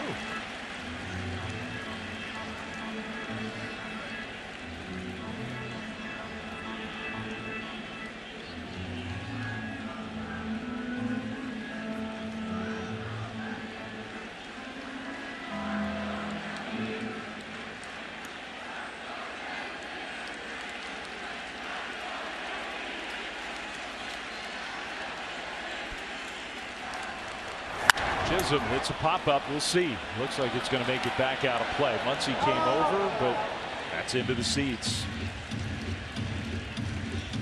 This feels like a big half inning in this game. Dodgers just scored 2 to get right back in it, only down by a run. Yeah, because for Dave Roberts, he still has plus side relievers, and if he's only trailing by a run, you're going to have to use it.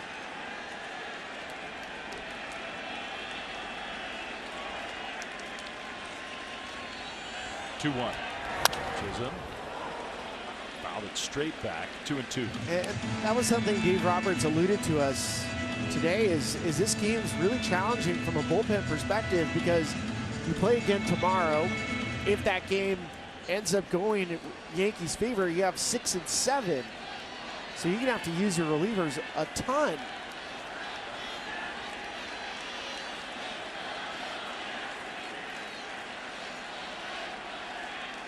Judge at first. Ball, that's off. That is a ball outside. Fastball. Full count, 3-2. Carlos Stanton waiting on deck.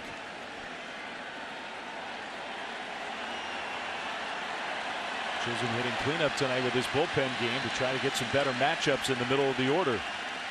3-2. Ball 4. That's high, ball 4. Well, Jeff Chisholm, he doesn't take a ton of walks, but he draws the walk there. Error walk. The Yankees have 2 on, nobody out. Now you're starting to stack and put some base runners in front of Giancarlo Stanton. He was the MVP of the American League Championship Series, and every big hit the Yankees needed, Giancarlo provided it.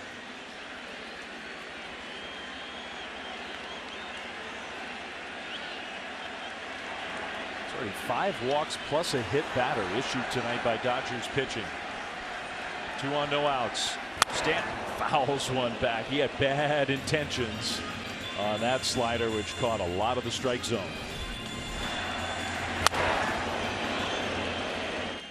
It's a good rip from Giancarlo Stanton.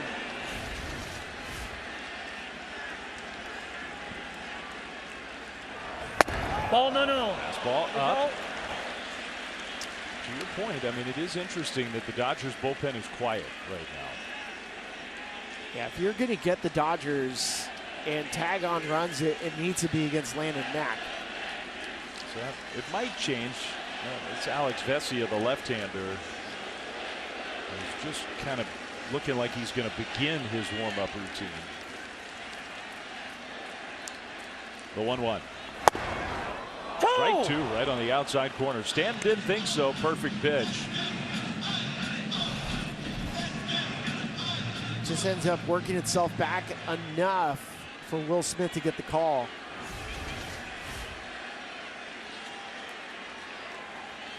Here's Knack's 1-2. Stanton strikes out. He got him to chase. That's just a perfect pitch. After the one that was called a strike on the corner, you put it a few more inches outside and get the swing and miss. A really nice sequence for Landon Knack, especially first and second, nobody out. You know Giancarlo's not going to bunt. So if he can expand the strike zone, he did it.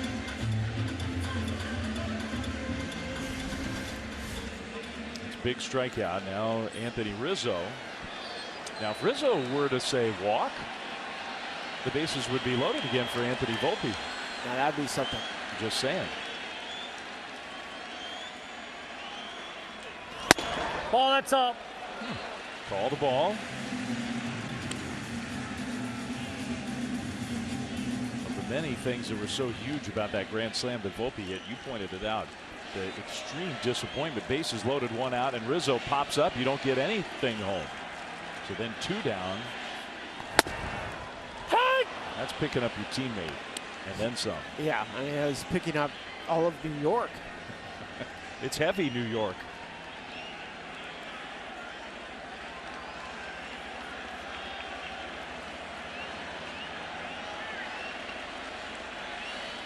One and one to Rizzo. Ball, that's up. Started, then held up. Another one. Called the ball just a little bit high. Consistent. Landon Knack has a good feel for a changeup, and that's why the fastball seems to get on Yankee hitters.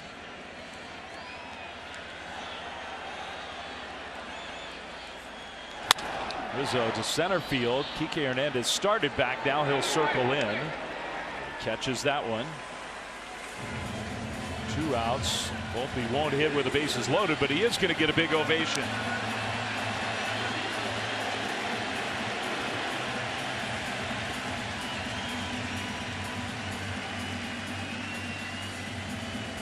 After the single biggest swing of the World Series for the Yankees his last time up, and finally some production from the bottom of the order tonight. Takes that one. A first pitch curve, strike 1.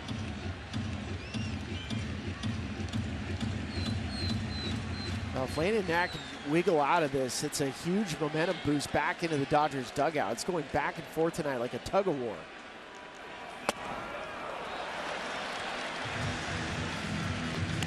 You know, a lot of the talk where the Yankees have been saying they're very resilient. This is the game to show off your resiliency if you really have it.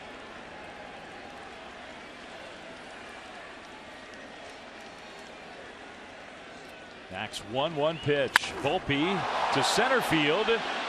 There's room out there. Hernandez again, out number 3. Yankees had 2 on with nobody out, but they don't score. So we are on to the 6th. After the break, we'll join Fox and MLB for Stand Up to Cancer.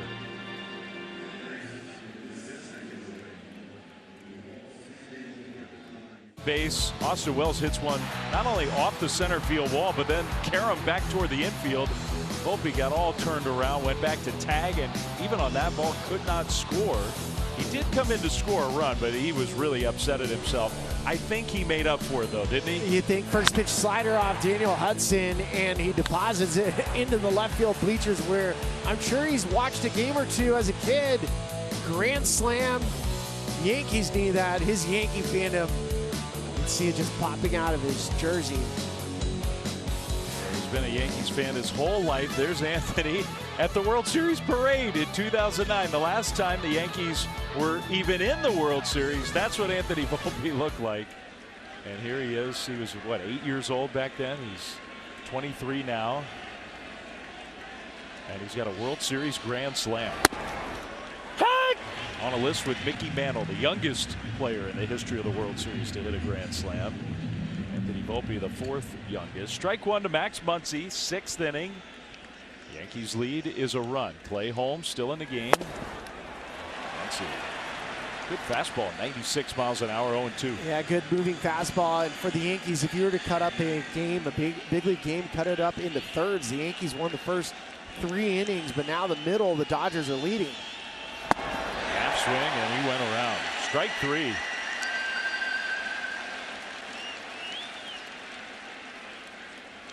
So Muncy strikes out.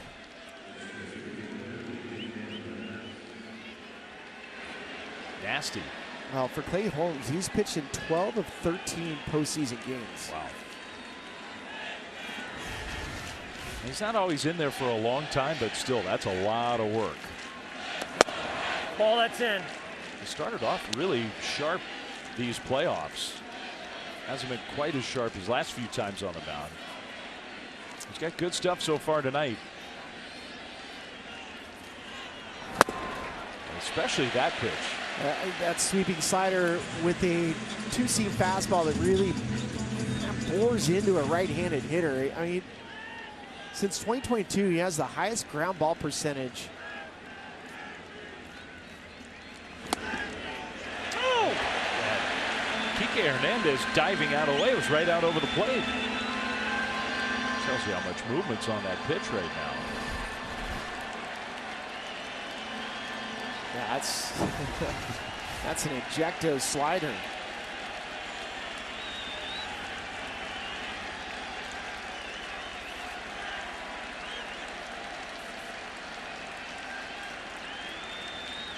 One, two. Do it again. This time he bounced it. Tell you what, I mean, he lost his closer's role in early September. He gave up a walk-off grand slam to Wyatt Langford, and then he settled in really nicely in his role. Got it. Exploding 98-mile-an-hour fastball. 2 down. It's only the third strikeout of the Dodgers tonight, and that's something that's really important to key in on. The Dodgers really difficult to punch out in this series. But that fastball, I mean, not even close to making contact for Kike. One strikeout for Yankees pitchers through the first 5 innings. Now Clay Holmes has struck out 2 in a row. Ball one to Gavin Lux, 1 for 2 with a double. Lux hitting 7th for the Dodgers. You got Will Smith on deck. He homered his last time up. Ball, that's all. 2-0. Kind of watching Gavin Lux eyeball Jazz Chisholm down at third base. You kind of wonder, 2-0, you're going to take your best swing, and if he does throw a strike, do you take a chance of a bunt? Kind of goes against conventional wisdom with 2 outs, trying to hit yourself into scoring position. But I'm kind of with you. I think the guy who hadn't been swinging the bat all that well put some pressure on the Yankees. And Will Smith has already hit a homer tonight. 2-1. He didn't bunt. He just chopped it on the ground to second. He is out number 3. That's as good an inning as Clay Holmes has pitched in a while. He was dominant there. He's got 4 outs in this game 4. Midway through 6. This has been, as Spilly called it, a tug-of-war, back and forth kind of game between 2 really good teams. And all the pressures and ecstasy of a World Series game. 5-4 Yankees lead.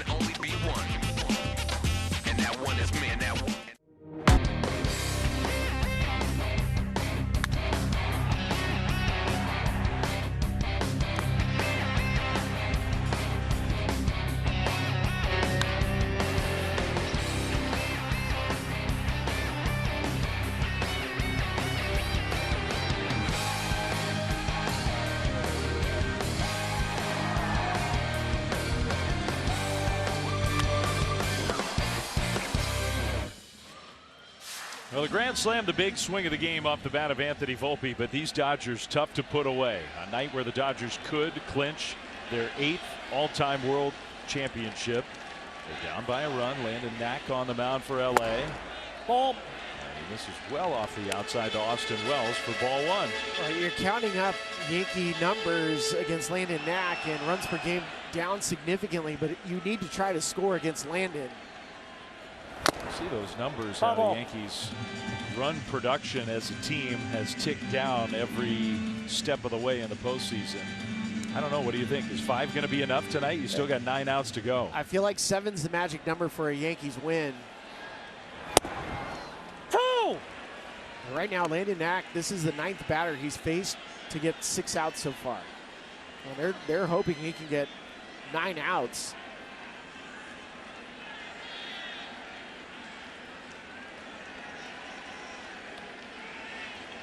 1-2 to Wells, the catcher. He drives one deep right field. Gone into the second deck. Well, there's the 6th run. Austin Wells has hit 2 balls really hard tonight. A booming home run, his 2nd one of the playoffs. 6-4 Yankees. He needed this so bad this year. He hit 14 homers off right-handed pitching. I think he has a chance to be in the Rookie of the Year conversation, and it was a no-doubter into the 2nd deck.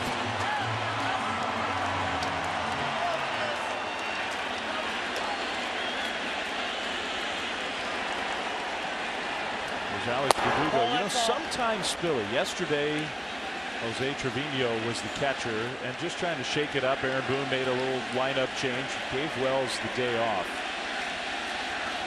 And you do wonder, Verdugo to left.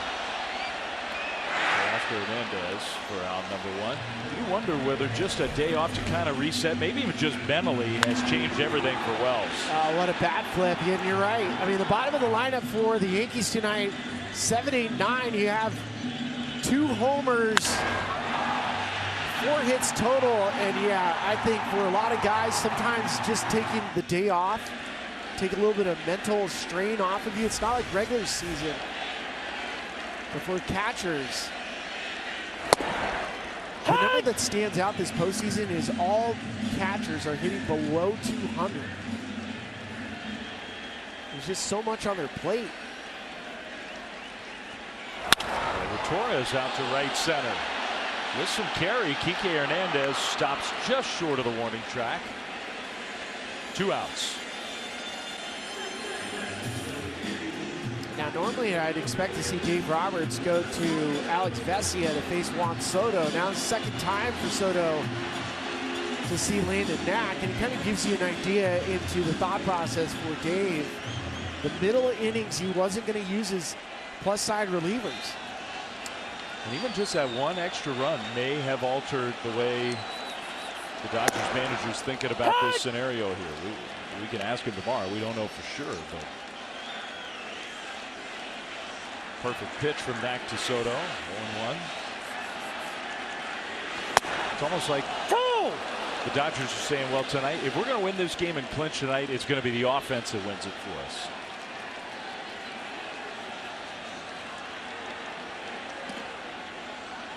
Time. Soto, late time. The home run ball has been such a prominent part of the series. Almost 75% of the runs scored in this World Series have come, include both sides on the home run. Not a shock. Ball, that's in. All the ball. 1-2. I think anybody other than Juan Soto at strike 3, go grab your glove. But the respect Juan Soto has. He got him anyway. Beautiful pitch there, the changeup. So Soto strikes out for the second time tonight. Austin Wells, though, what a night off did for him. Slammed one off the center field wall early in the game and takes one deep here to pad the Yankees lead. We go to the 7th in the Bronx. It's 6-4 Yankees. Is presented by authority of the Office of the Commissioner. Baseball may not be reproduced or retransmitted in any form. The accounts and descriptions of this game may not be disseminated without express written consent. Some more of the greats who played for both these historic franchises. Tommy John, more than just a guy that a surgery was named after. He's a really good pitcher for a long time. Surgery just let him keep pitching on and on and on. Mark Leiter Jr. comes out of the bullpen for New York in a big spot with a 2-run lead, 7th inning, 9 outs to get for the Yankees to keep their season alive and give the ball to Garrett Cole in Game 5. And Mark Leiter Jr. has done a really nice job since he was added to the roster last series for the Yankees. He was one of the reliever acquisitions the Yankees made. Now, there was some criticism for the Yankees about going out and getting extra relievers, given the fact that there were some excellent ones traded at trade deadline. Lucas Ursig with the Royals, the Padres. Getting some power arms, but Mike Leiter, believe it or not, when he was with the Chicago Cubs, was excellent coming out of the bullpen. How about the fact that as he takes over here on the mound, Spilly in the 7th, Luke Weaver, the closer, is already getting ready in the Yankees bullpen. Yeah, I kind of had a feeling that you might see a 2-inning possible save from Luke Weaver. Could be more. I mean, he's not warming up here to get ready for the 8th. He's warming up in case they want him here in the 7th. And I think if you think along with the Yankees manager, 2-1 pitch. That's ball 3. This is the 8th place hitter. You got Edman in the 9 spot, and then all the big boys are looming. 2-run lead for the Yankees.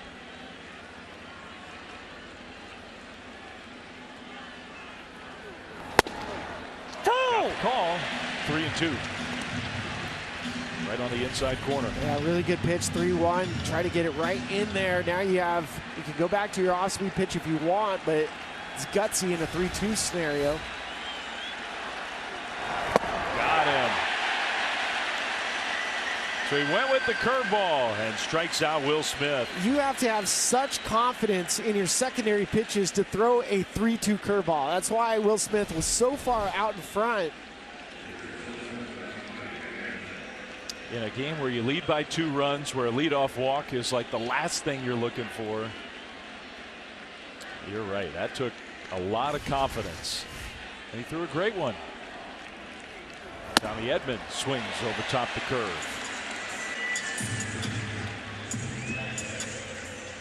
A line out, a walk, and a run scored tonight for the 9th place hitting shortstop. Ohtani on deck. Ball. And you start to play manager as you start thinking about counting outs and thinking, okay, if Weaver has to come in this inning, you know, are you going to use somebody different to possibly close out the 9th? Is that Tommy Kahnle? Edman squares around, pulls the bat back, takes a ball. They asked for the appeal, which there's no penalty for asking. He did not bunt. 2-1. Yeah, a lot of things going through the mind of Aaron Boone right now about how to map out. Now 8 outs away from a season-saving win. 2-1. Very high.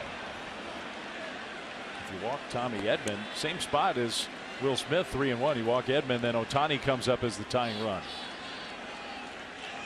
And that really might, you can't make the move yet. 3-1 pitch. Outside ball four. That is definitely not what Aaron Boone wanted there. He's shaking his head. You can't believe that.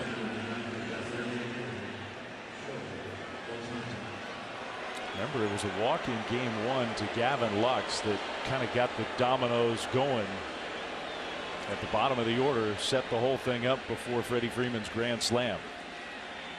So Ohtani, the tying run here in the 7th against Leiter. Strike. Notice how they're trying to go soft away to Ohtani. Ohtani had a base hit his last at bat. He's taken some pretty good aggressive swings, given the fact that his left shoulder's compromised. Looks better to me tonight than he did last night. Big swing there. That one might have hurt a little. I saw that reaction. 0-2.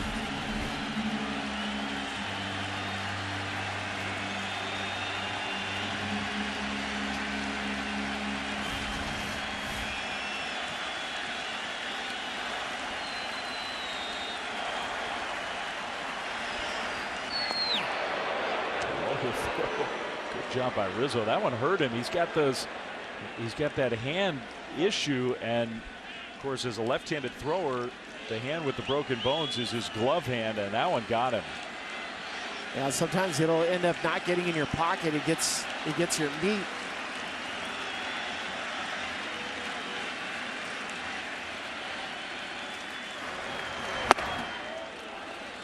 Split change, not close.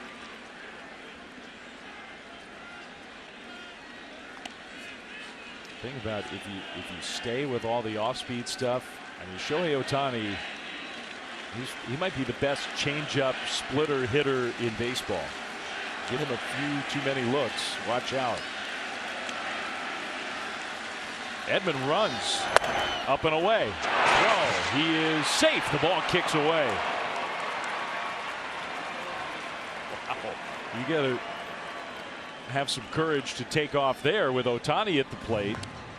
Well, Tommy Edman has 5 stolen bases this postseason, and he's just really done it all on both sides of the baseball.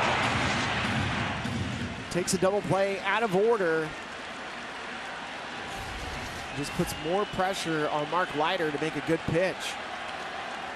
Here's his 2-2. In the dirt. Great pick by Wells.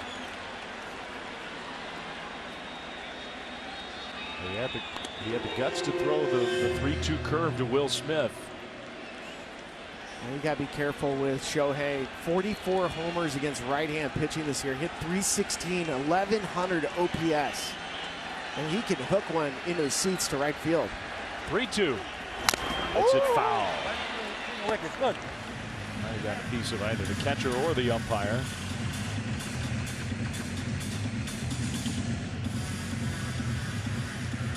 Dodgers, we talk about how good of a front-running team they are, and they are. They also had more comeback wins than any team in baseball this year. What aren't they good at? Cooking. Terrible cooking team.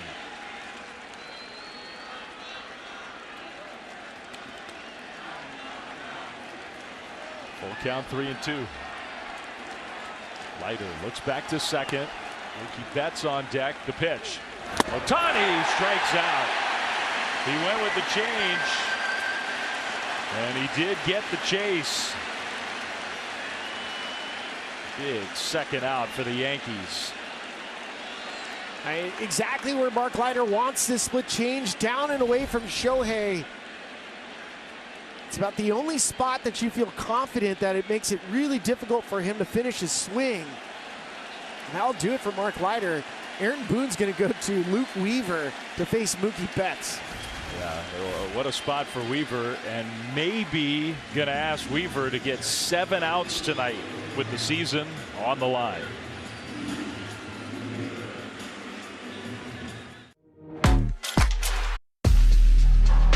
Had a pitch sequence to remember. He's facing Shohei Ohtani after he walked Tommy Edman, and he was really trying to locate pitches down and away to Ohtani.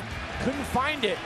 3-1 count, got the foul ball, and then finally 3-2 goes a split change away.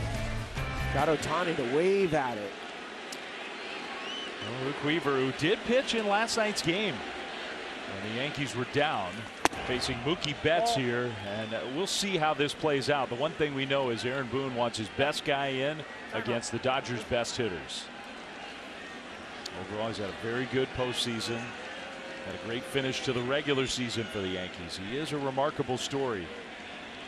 31 years old, kind of a journeyman for most of his career. Comes here to New York and just reaches a whole different level pitching out of the bullpen. He had over 100 strikeouts as a reliever this season. He was a multi-inning reliever, and they got the closers roll late.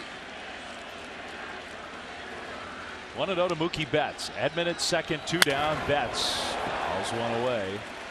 That's a good point you make about the multi-inning relief role, because he does have the ability to get you more than just 3 outs. He's seen a lot of Mookie Betts over his career and all the different versions of Luke Weaver, and Mookie's not had much success against him.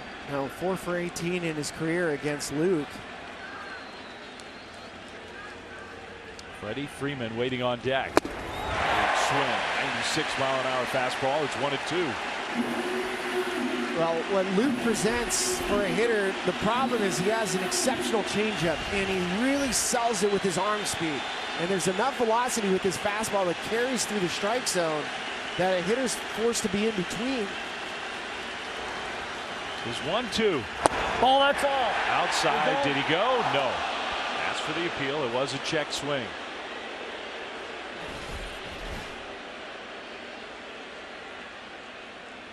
Very close, but the hand's still in front of the barrel. So he lives to see at least one more pitch from Weaver. Here's the 2-2. Strikes him out swinging. 97-mile-an-hour fastball. So Weaver gets the big strikeout. Edman stranded in scoring position. It's 7th inning stretch time here in New York. The Yankees trying to keep their season going. And after that strikeout of the MVP Mookie Betts, the Yankees still lead this game 6-4.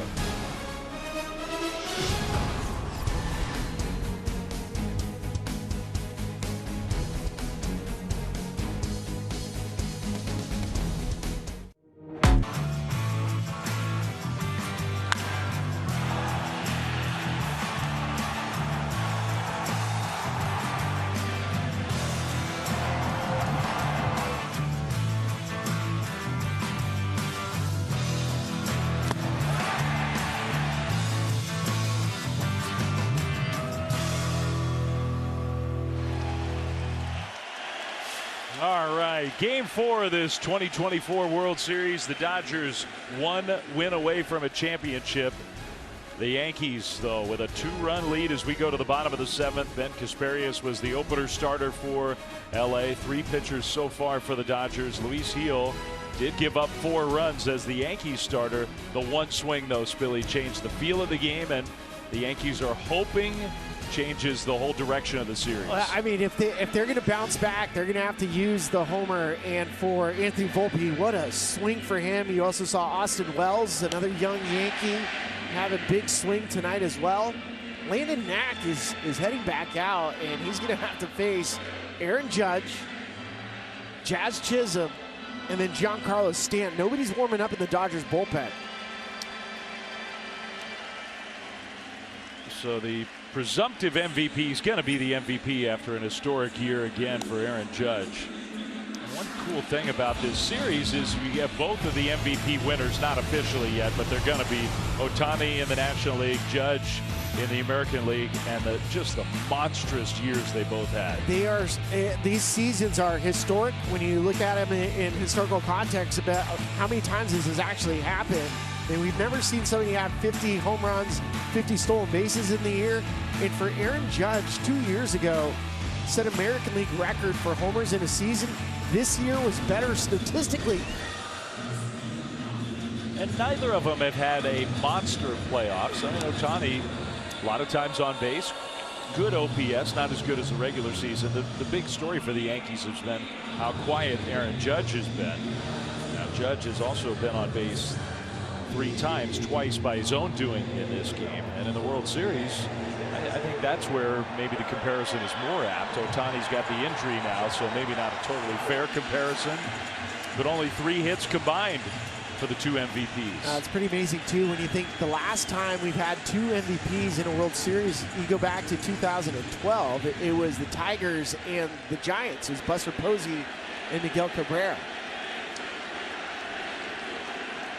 Last time he had the 2 home run champions from each league meet in the World Series. Judge takes a strike. Was Mickey Mantle and Duke Snider. Wow. Is that amazing? Some people say Duke Snider was the best center fielder in New York at that time. Ball, that's Not down. this person, but some people maybe. You got one of those, Billy? I don't. 1-1 pitch. Ball. Judge takes the ball. He's definitely being more selective tonight. A little bit calmer. I think that's, you know, he's a little bit slower in his load, a little bit slower. You can see mentally it feels like it's not rushed on him. Perfect fastball at the knees, 2-2. Whenever you're in a slump, it also feels like every at bat just put 2 strikes up on the scoreboard. Ball, that's off. Full count. Much better take.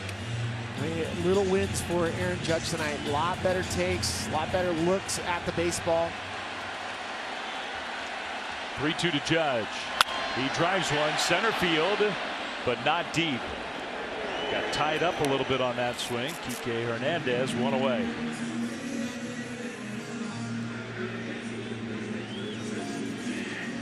Tell you what, if the Dodgers come back and end up winning this game, it's because of Landon Knack.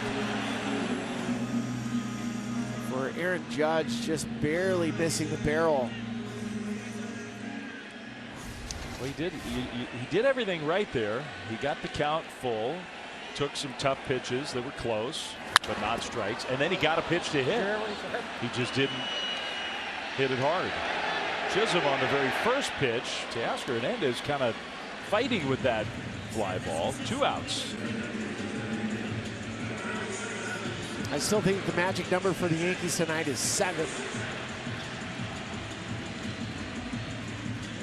There's just still so much pressure now for Luke Weaver.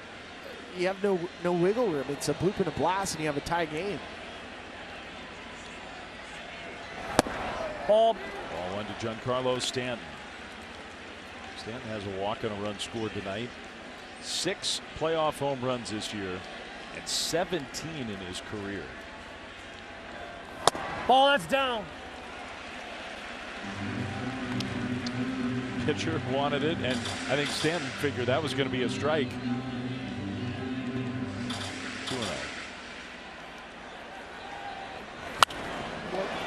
Foul. Back out of play. Just enough movement from Landon Knack with the fastball changeup combination, and he's sprinkled in enough curveballs that the Yankee guys are just missing the barrel. Ball, that's off. And he's issued a walk, and he's fallen behind some hitters, but I think you do have to give him credit on the biggest stage in this stadium against this lineup. Mostly he's just been aggressive. 3-1. Stanton lines one to left. Hernandez, though, is right there to catch it. So another scoreless inning, and this time getting Judge, Chisholm, and Stanton. Landon is keeping the Dodgers in this game. Doing an excellent job. Guess who? Freddie Freeman coming up when we come back. In this postseason, you think about the homer. 4 consecutive games with a home run. He hit a 2-run shot in the second inning, but what we think stands out is the little things. And for Freddie Freeman, busting his tail to get to first led to an additional run for the Dodgers. Sprinting down to first, even you think, well, why is this such a big deal? Well, it is because he's been hurt. In fact, that's the best sprint speed Freddie Freeman's had this postseason. 28 feet per second, and just enough to get the Dodgers an additional run. Fastest home to first time all year, including the regular season when he was totally healthy for Freeman. That's digging deep when his team needed it. So Luke Weaver got the last out in the 7th. Now he starts the 8th against Freeman, and then Teoscar Hernandez. Strike one. So far, it looks like Luke Weaver has his sharpness.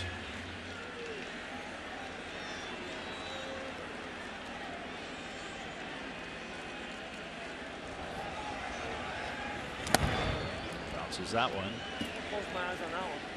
I know people have asked, what are pitchers looking at when they look off to the side? Do they think somebody's relaying pitches? No. There's a pitch timer on the on-deck circle. The guys are just seeing where the pitch timer is so they know timing-wise. Ball, no, that's down. Change up again. 2-1 to Freeman. As dangerous as Freeman is with the home run ball, Yankees are up 2. Weaver does not want to walk him with a guy who can definitely go deep waiting on deck. Change up. Just sticks with it sometimes. And now Freddie gets into 2-strike mode. He'll spoil that changeup if you throw it again. You can go fastball up and in. You can go changeup. He will punch it opposite field. 2-2. It's a high fly ball, shallow center. Aaron Judge calls everybody off. 1 away here in the 8th.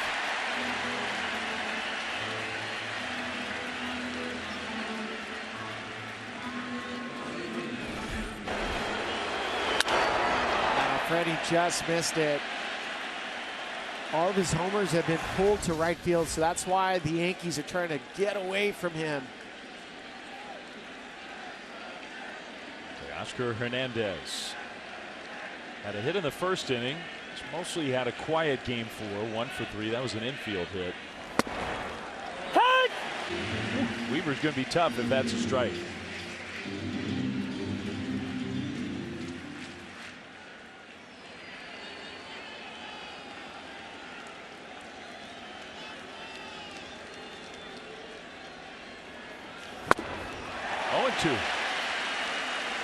Nice little sequence. You go fastball away, and then you try to tie up Teoscar inside. He has a whole middle in. He wants pitches away from him. He had a huge home run in Game 2 back at Dodger Stadium. He had a huge series here in New York earlier this year in the regular year. 0-2. Weaver pitches. Hernandez fights that one off, foul.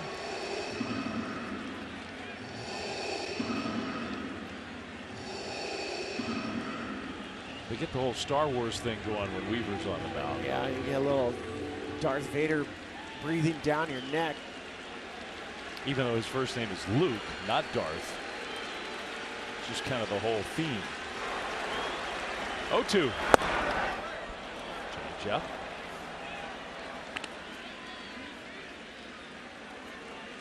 Yankees are 5 outs away from extending this World Series. Brent Honeywell, right-hander, warming up in the Dodgers bullpen.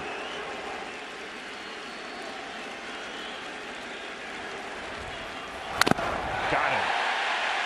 Nope. Foul tip in and out of the mid. And Wells got stung by that one. Whether it actually ever ended up in his mitt or not, just a foul ball. Just a grain ends up grazing the baseball. And any sort of foul tip caught by a catcher is happen chance. It's no catcher's quick enough to react and redirect their glove to grab it. Does give Teoscar Hernandez at least one more pitch here against Weaver. In the top of the 8th inning, 2-run ball game. 1-2. Got him. Beautiful changeup. Strike 3. This changeup's really unique because Luke Weaver's a pronator, so it means he comes over the top of the baseball, and what does that do? It creates a lot of depth down. Now, there's some science behind it about how the baseball comes off your finger, how the seam can shift the baseball so it works itself down. Max Muncy's having a tough World Series at the plate. 0 for 2 tonight. He has drawn a walk tonight with a couple strikeouts. He's 0 for 11 with 7 strikeouts in the series.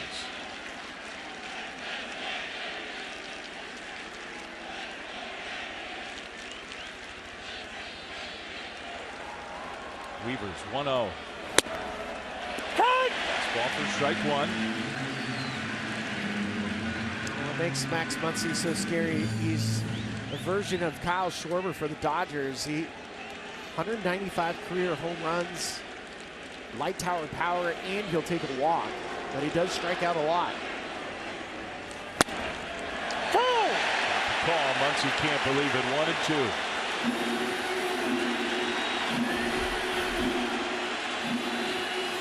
A little bit of a liberal strike zone tonight with Doug Eddings. You know that, though, coming in. You can't take borderline strikes. You have to be willing to fire.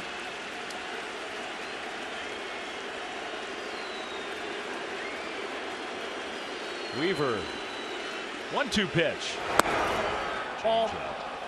Dodgers wouldn't mind a long at bat here. Weaver's been efficient so far. That was his 20th pitch, but I mean, presumably Aaron Boone is hoping that Weaver can also pitch the 9th inning. Right. To me, it looks like he's going to.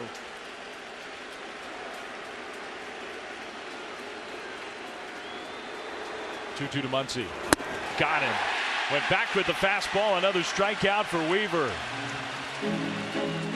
He's been excellent since coming in this game.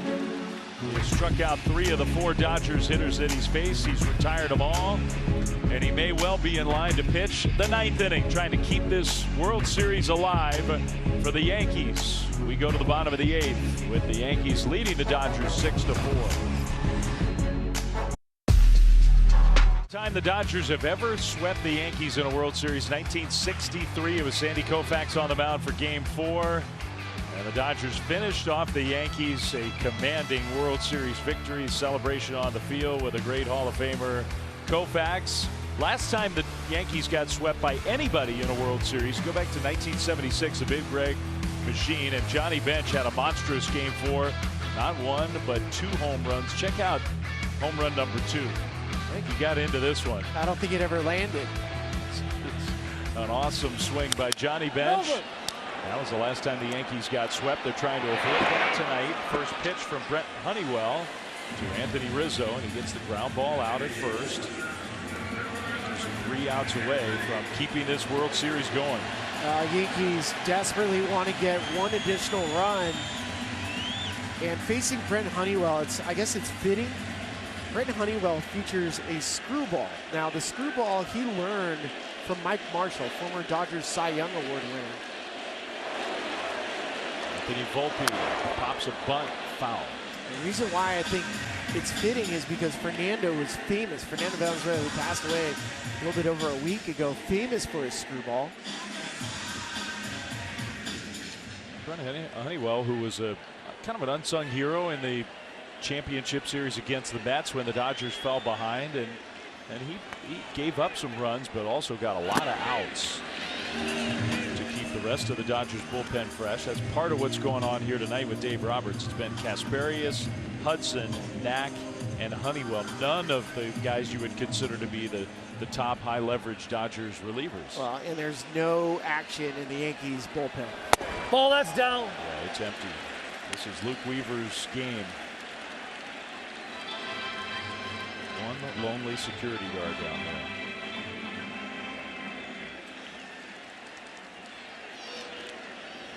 Ball, no.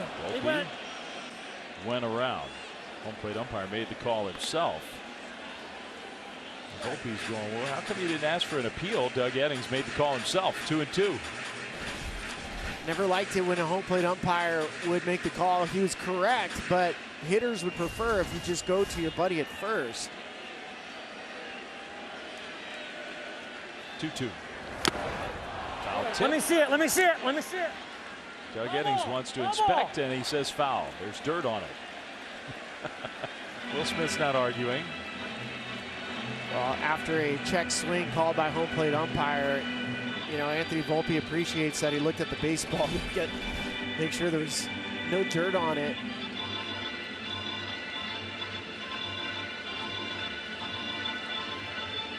Those were tough.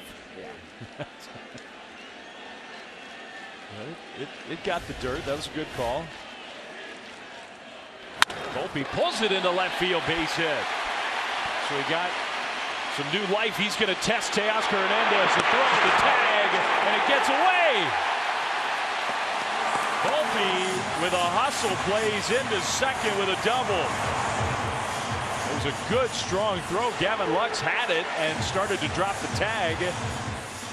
And the ball got knocked out. Well, it's a brilliant time to take a chance because with one out, try to get to second base. And just noticing the depth of where Teoscar is, he nonchalantly goes to a backhand, and Volpe feels that.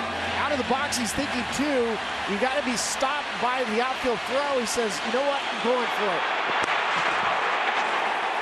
it. Good, clean baseball play.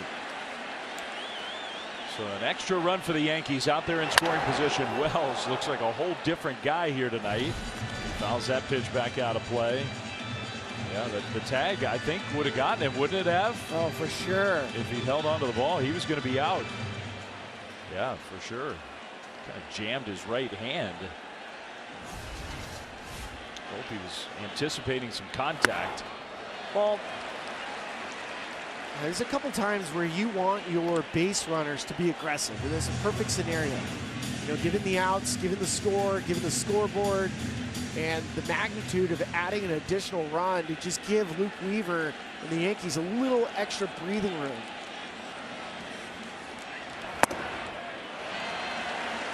Honeywell misses, 2-1. Bottom of the lineup for the Yankees tonight, no complaints. They have been very productive. Yeah, the combo of Volpe and Wells, that's been the key to the whole game for the Yankees. Volpe, 2 hits, a homer, a double, and a walk. Wells with 2 hits, a double, and a homer. And you have Verdugo has a base hit.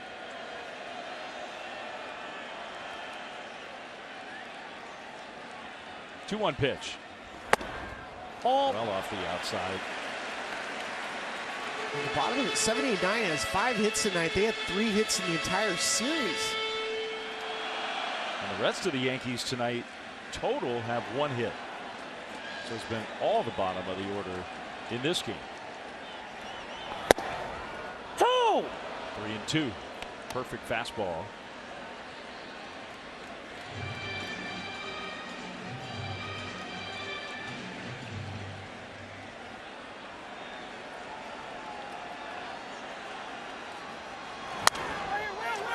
Behind home plate, Smith back to the backstop, and he can't catch it. I couldn't tell if it scraped the net on the way down or if he just couldn't get the glove in the right position. I couldn't tell either. It's such a difficult spot. We saw Anthony Rizzo jump into the fence. Let's see if Will Smith had a play on it. I think he had a play. It's a really difficult. Yeah, he had a shot at it. The ball will work itself back towards you because of the backspin. Ball 4. That's ball 4. Wells on base again for the 3rd time. He and Volpe both They've had the same stat line. Each have doubled, homered, and walked.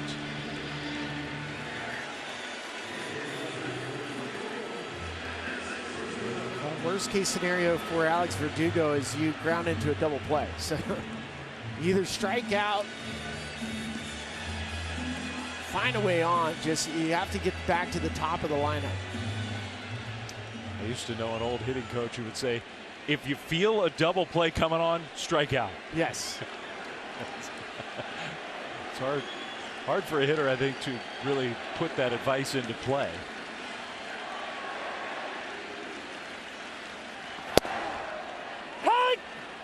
Strike one at the knees to Alex Verdugo. And now you're probably going to see multiple screwballs just to try to induce the ground ball double play.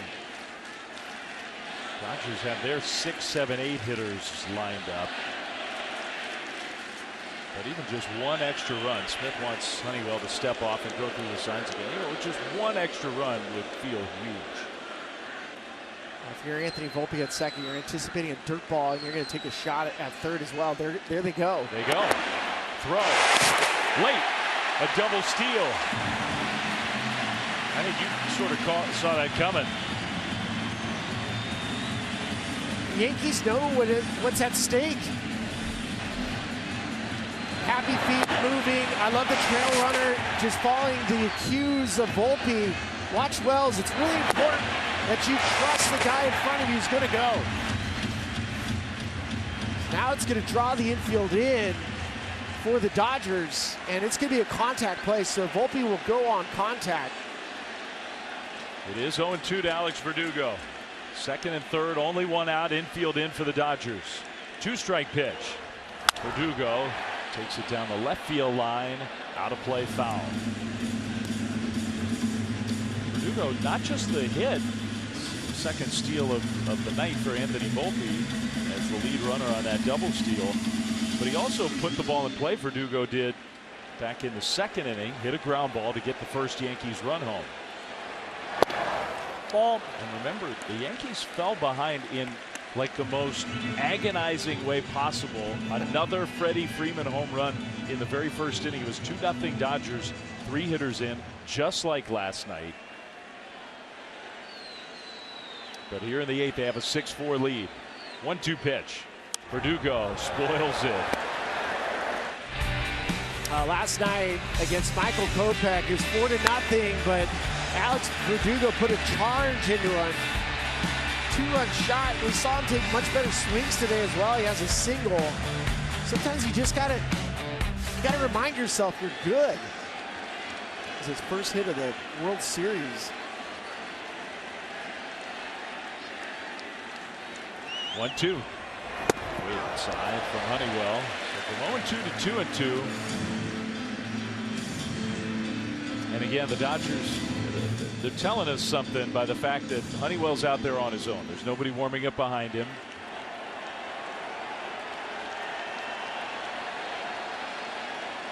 One more of those hits with a runner in scoring position for the Yankees would almost put this game away.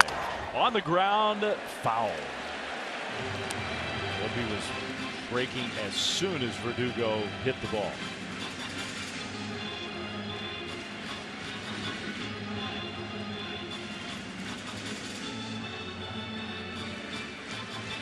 Having a good battle here. This will be the 8th pitch of the at-bat.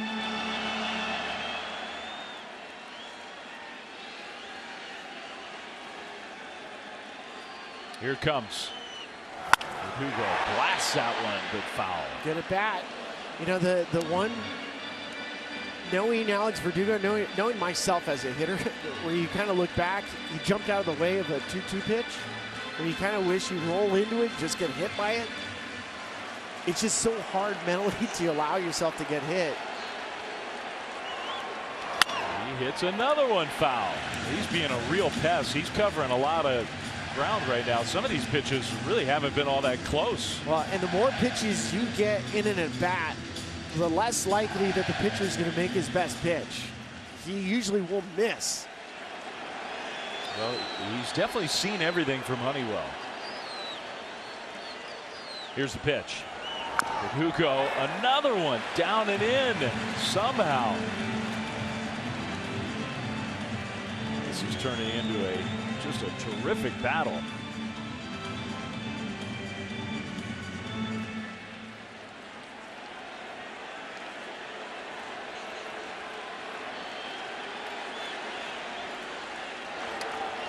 He grounds one to second. Volpe breaks for the plate. The throw is a little wide, and he slides in safely.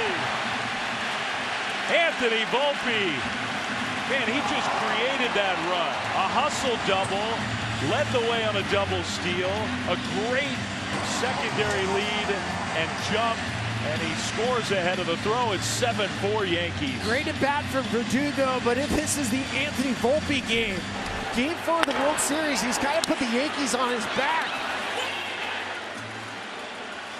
Told you it's contact. You go the second it's hit. Get a good secondary. There he is, hop, hop, and then go. Trust yourself.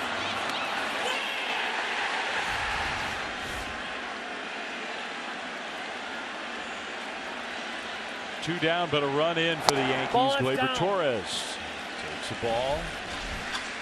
Look how close this play is. I mean, a throw from Gavin Lux on the third base side, he might be out. The problem is Gavin Lux is flat-footed.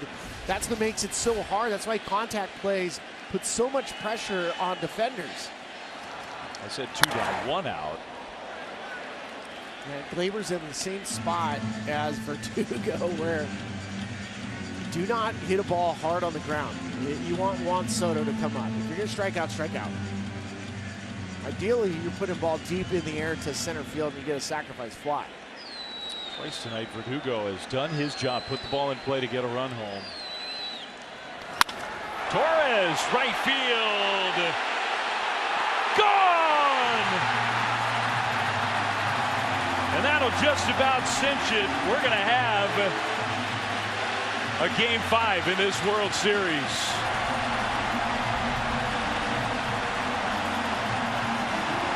Yankees are not done yet. This is the offense I've been waiting to see. Manufacturing runs and then getting the big blow. 3 homers tonight for the Yankees.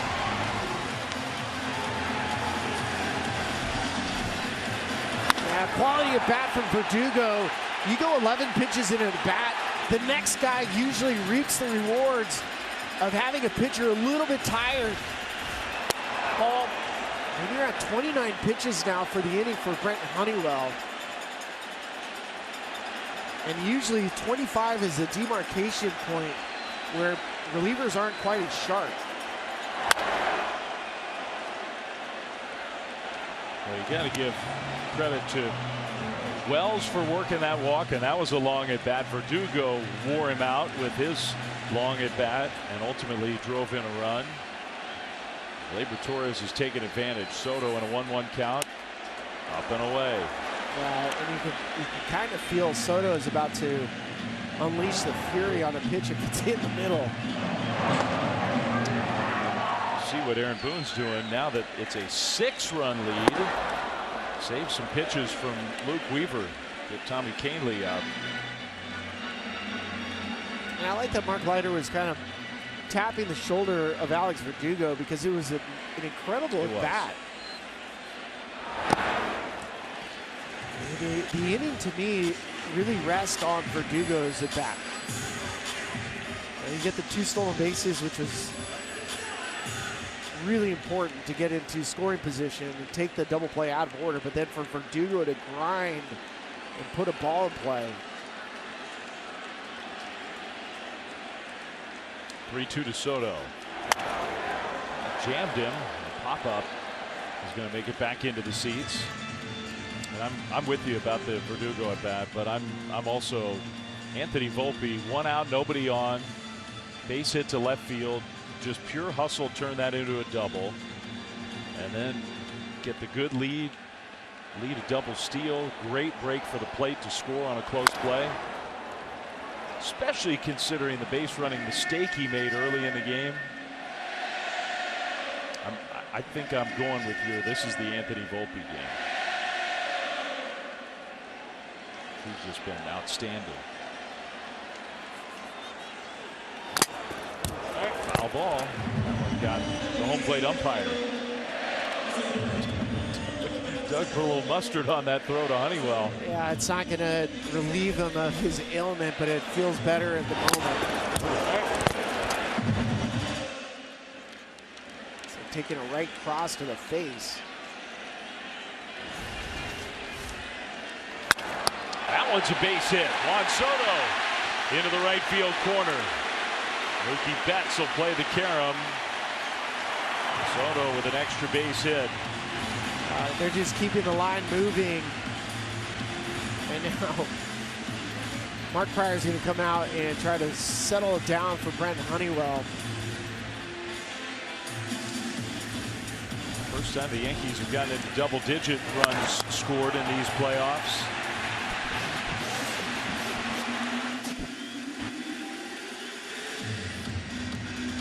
That's probably the best hitter I've seen, left-handed hitter I've seen since Barry Bonds, Juan Soto. And he can turn a game. His at bats you never see in a bat thrown away from Juan. Consecutive games reaching base, by the way, in a single postseason in the history of the Yankees. You got Jeter at the top of that list, but both Soto and Torres reaching base tonight. Now Judge, maybe the last piece of the puzzle to make this a perfect night for the Yankees is for Aaron Judge to hit one hard somewhere. Oh man, if Judge can drive a baseball, you know, imagine driving home tonight feeling like you're back. Ball, that's off.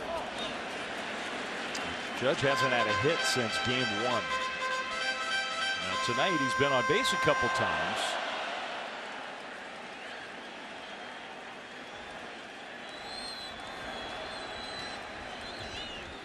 He rips that one to left, and that is going to be a hit for Judge. Soto comes around third. He'll score. Aaron Judge, his first hit in a while. That has to feel good. 11-4 Yankees. They're teeing off on Brent Honeywell. Yeah, they are. And for Judge, like, it's a single to left field, but it means far more than just a single. You can kind of see the smile starting to creep back in his face. The timing tonight was excellent. Go back to, you know, in a bat we said in the first inning, he looked close to right.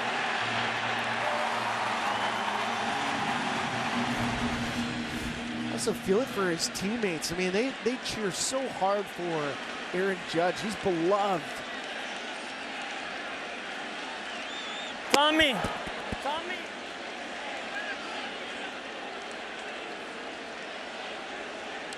Honeywell wasn't real happy with Doug Eddings. 40 pitches now, and the Dodgers bullpen is still quiet. Still only one out. Judge runs. Even up 7, if you're not going to pay any attention, you might as well take the base. You have to. You try to do everything you can. Stay on the gas.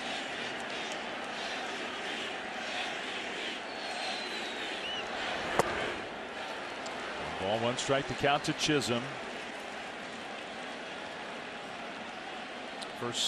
First 3 games combined 7 runs, and only the 5 extra base hits in 3 games for this Yankees team. Tonight 11 runs and 6 extra base hits.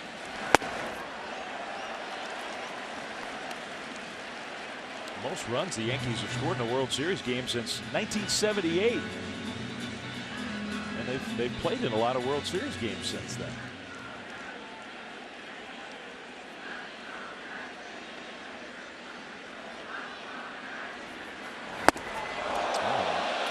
Almost hit him. Ball 3.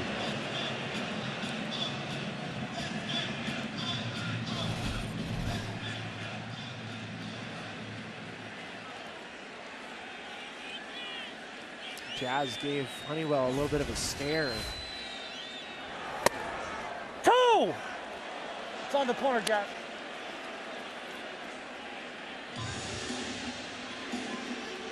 That umpire microphone, it does give you a little, I mean, you know it, you lived it as a big league hitter, but gives you at home a little insight into the interaction that goes on between the umpire and the catcher and the hitter all game long. There's so much talking. There's so many conversations. You just want to know where the strike zone is. It's constantly moving. Chisholm hits a fly ball to left. Hernandez came in quickly, then has to back up a little bit. 2 outs. Chisholm thought he had a walk. He's a little cranky about that. The 9th hitter of the inning comes up, Giancarlo Stanton.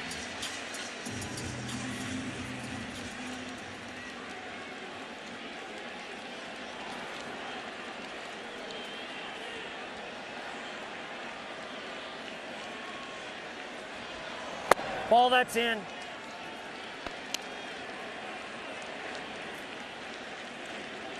Well, for the Yankees, tomorrow is going to be Garrett Cole. Dodgers will have Jack Flaherty, their Game 1 starter, so a rematch of Game 1, which was a really beautifully pitched game by both starters.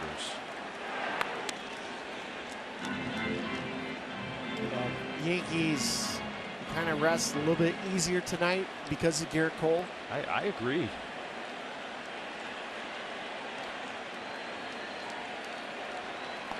Look back at so many moments in this series where it could be a really different story. As it stands right this minute, it's 3-1. Now the rain has started to fall. You see Aaron Boone telling Jazz it's enough. Yeah, Chisholm is still unhappy. Stanton hits a high pop-up on the infield. Gavin Lux coming in behind the mound. And saw that ball move around his glove a little bit, but he squeezed it. But not before. Anthony Volpe led the charge. Gleyber Torres sort of the exclamation point on the inning. And the Yankees 3 outs away from surviving to Game 5.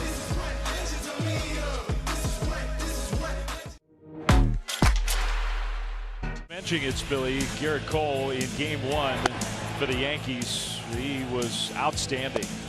He really was. He's been building up strength over the course of the season because he missed the first half.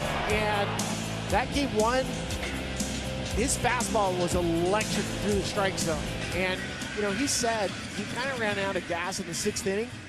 But to see that version of Garrett Cole where he wasn't there in the Royals series, we saw glimpses of him in the Guardians series, but to see that version of him Game 1 against the Dodgers, just knowing that the matchup, he already has his game face on tomorrow. I guarantee you he's now turned the page and is starting that mental preparation for what that's going to feel like to be on the mound. Strike 1, Tim Meza gets a chance to pitch in this World Series with a 7-run lead. Strike 1 to Kike Hernandez. So it was Weaver, then it was Canely warming up, and then as the Yankees just kept piling on, Meza got ready.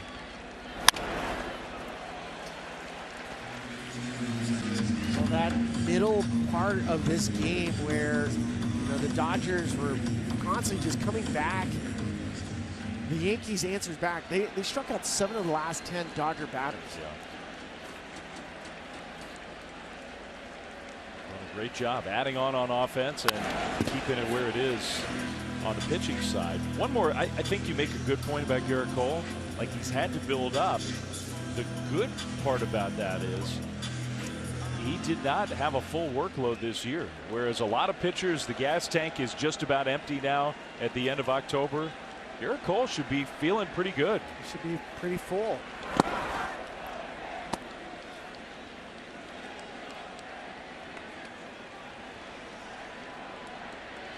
One and 2 to Kike Hernandez. Well, he's been in a ton of big games, so the big stage is no stranger to Garrett Cole. Ball, that's off.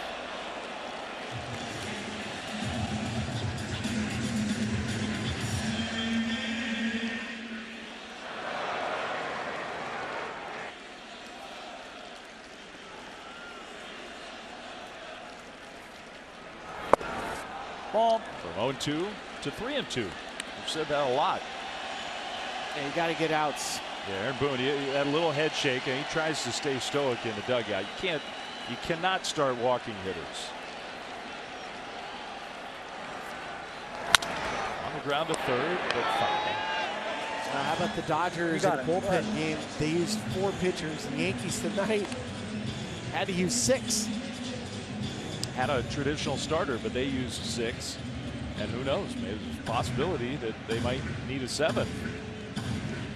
And I think that's going to be what Dave Roberts takes out of this game. You kind of hate to do it to Brent Honeywell and to a certain extent maybe Daniel Hudson too, but he has preserved his top guys to be totally ready to go tomorrow with still another chance to win a world championship. Ground ball towards short. Volpe kind of slipped, got to his feet, great footwork there, and made the play. This kid's incredible when it comes to the defensive abilities. I mean, he's acrobatic. For some, he reminds you of Ray Ordonez. He gets so many comparisons to Derek Jeter just playing shortstop as a Yankee. Former Gold Glove winner. And that's not an easy play. You lose your footing, and then quickly, like a cat, get back on your feet, make a strong throw.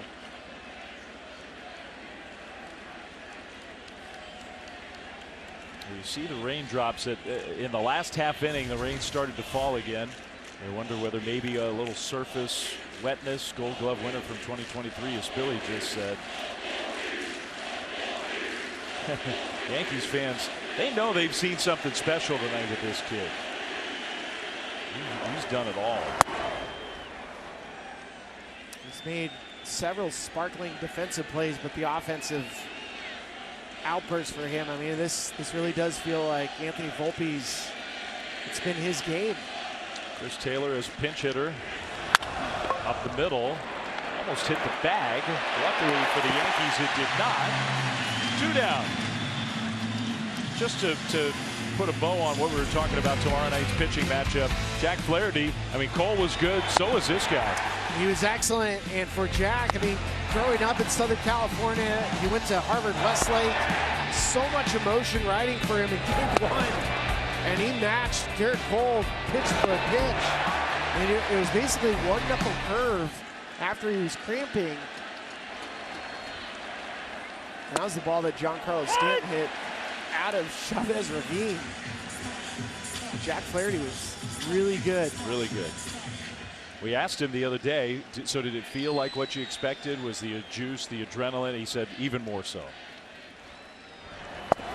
Ball. Could have been a strike. Instead, it's a ball. Will Smith, last chance for the Dodgers to keep this game going, but down 7 in the 9th inning. It was 2-0 Dodgers after the first, and everybody in here was thinking the worst. Got to give the Yankees credit tonight for digging deep when I think it would have been easy, even in the World Series, would have been easy to sort of say, well, this is not our series. Yeah, and you kind of want to see a little dirt in the teeth for the Yankees because, you know, they're not known for being gritty. This was a gritty, hard-fought game. Ball, that's all. 2-2 to Will Smith.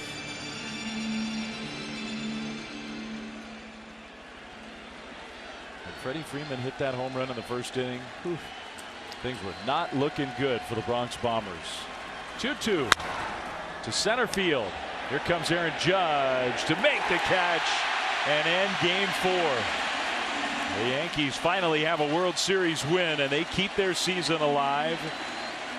And I do think they're going to go to bed tonight with their ace on the mound tomorrow, Garrett Cole, feeling like they have a chance. There's a really good chance if Garrett pitches his game and the Yankees show us this version of their lineup, we're going to LA. It's never happened. Is that amazing? A team down 3-0 has even ever in the World Series forced a game 6. But I think the Yankees are feeling like they could be the first to do that after a really nice all-around win tonight. Austin Wells was good. The bullpen was great. Judge and Soto got involved. Gleyber Torres another home run, but it was Anthony Volpe's night for the Yankees, and the one swing that's going to really be remembered after Freeman just a total gut punch. Will Smith showed off some power, but it was that Volpe grand slam, I think, that was the difference. It was a night of Anthony Volpe and a much-needed Yankees win where everybody got involved. That's Ryan Spilbergs for Ryan and our whole crew. Dave Fleming saying good night from Yankees Stadium. We'll see you tomorrow night.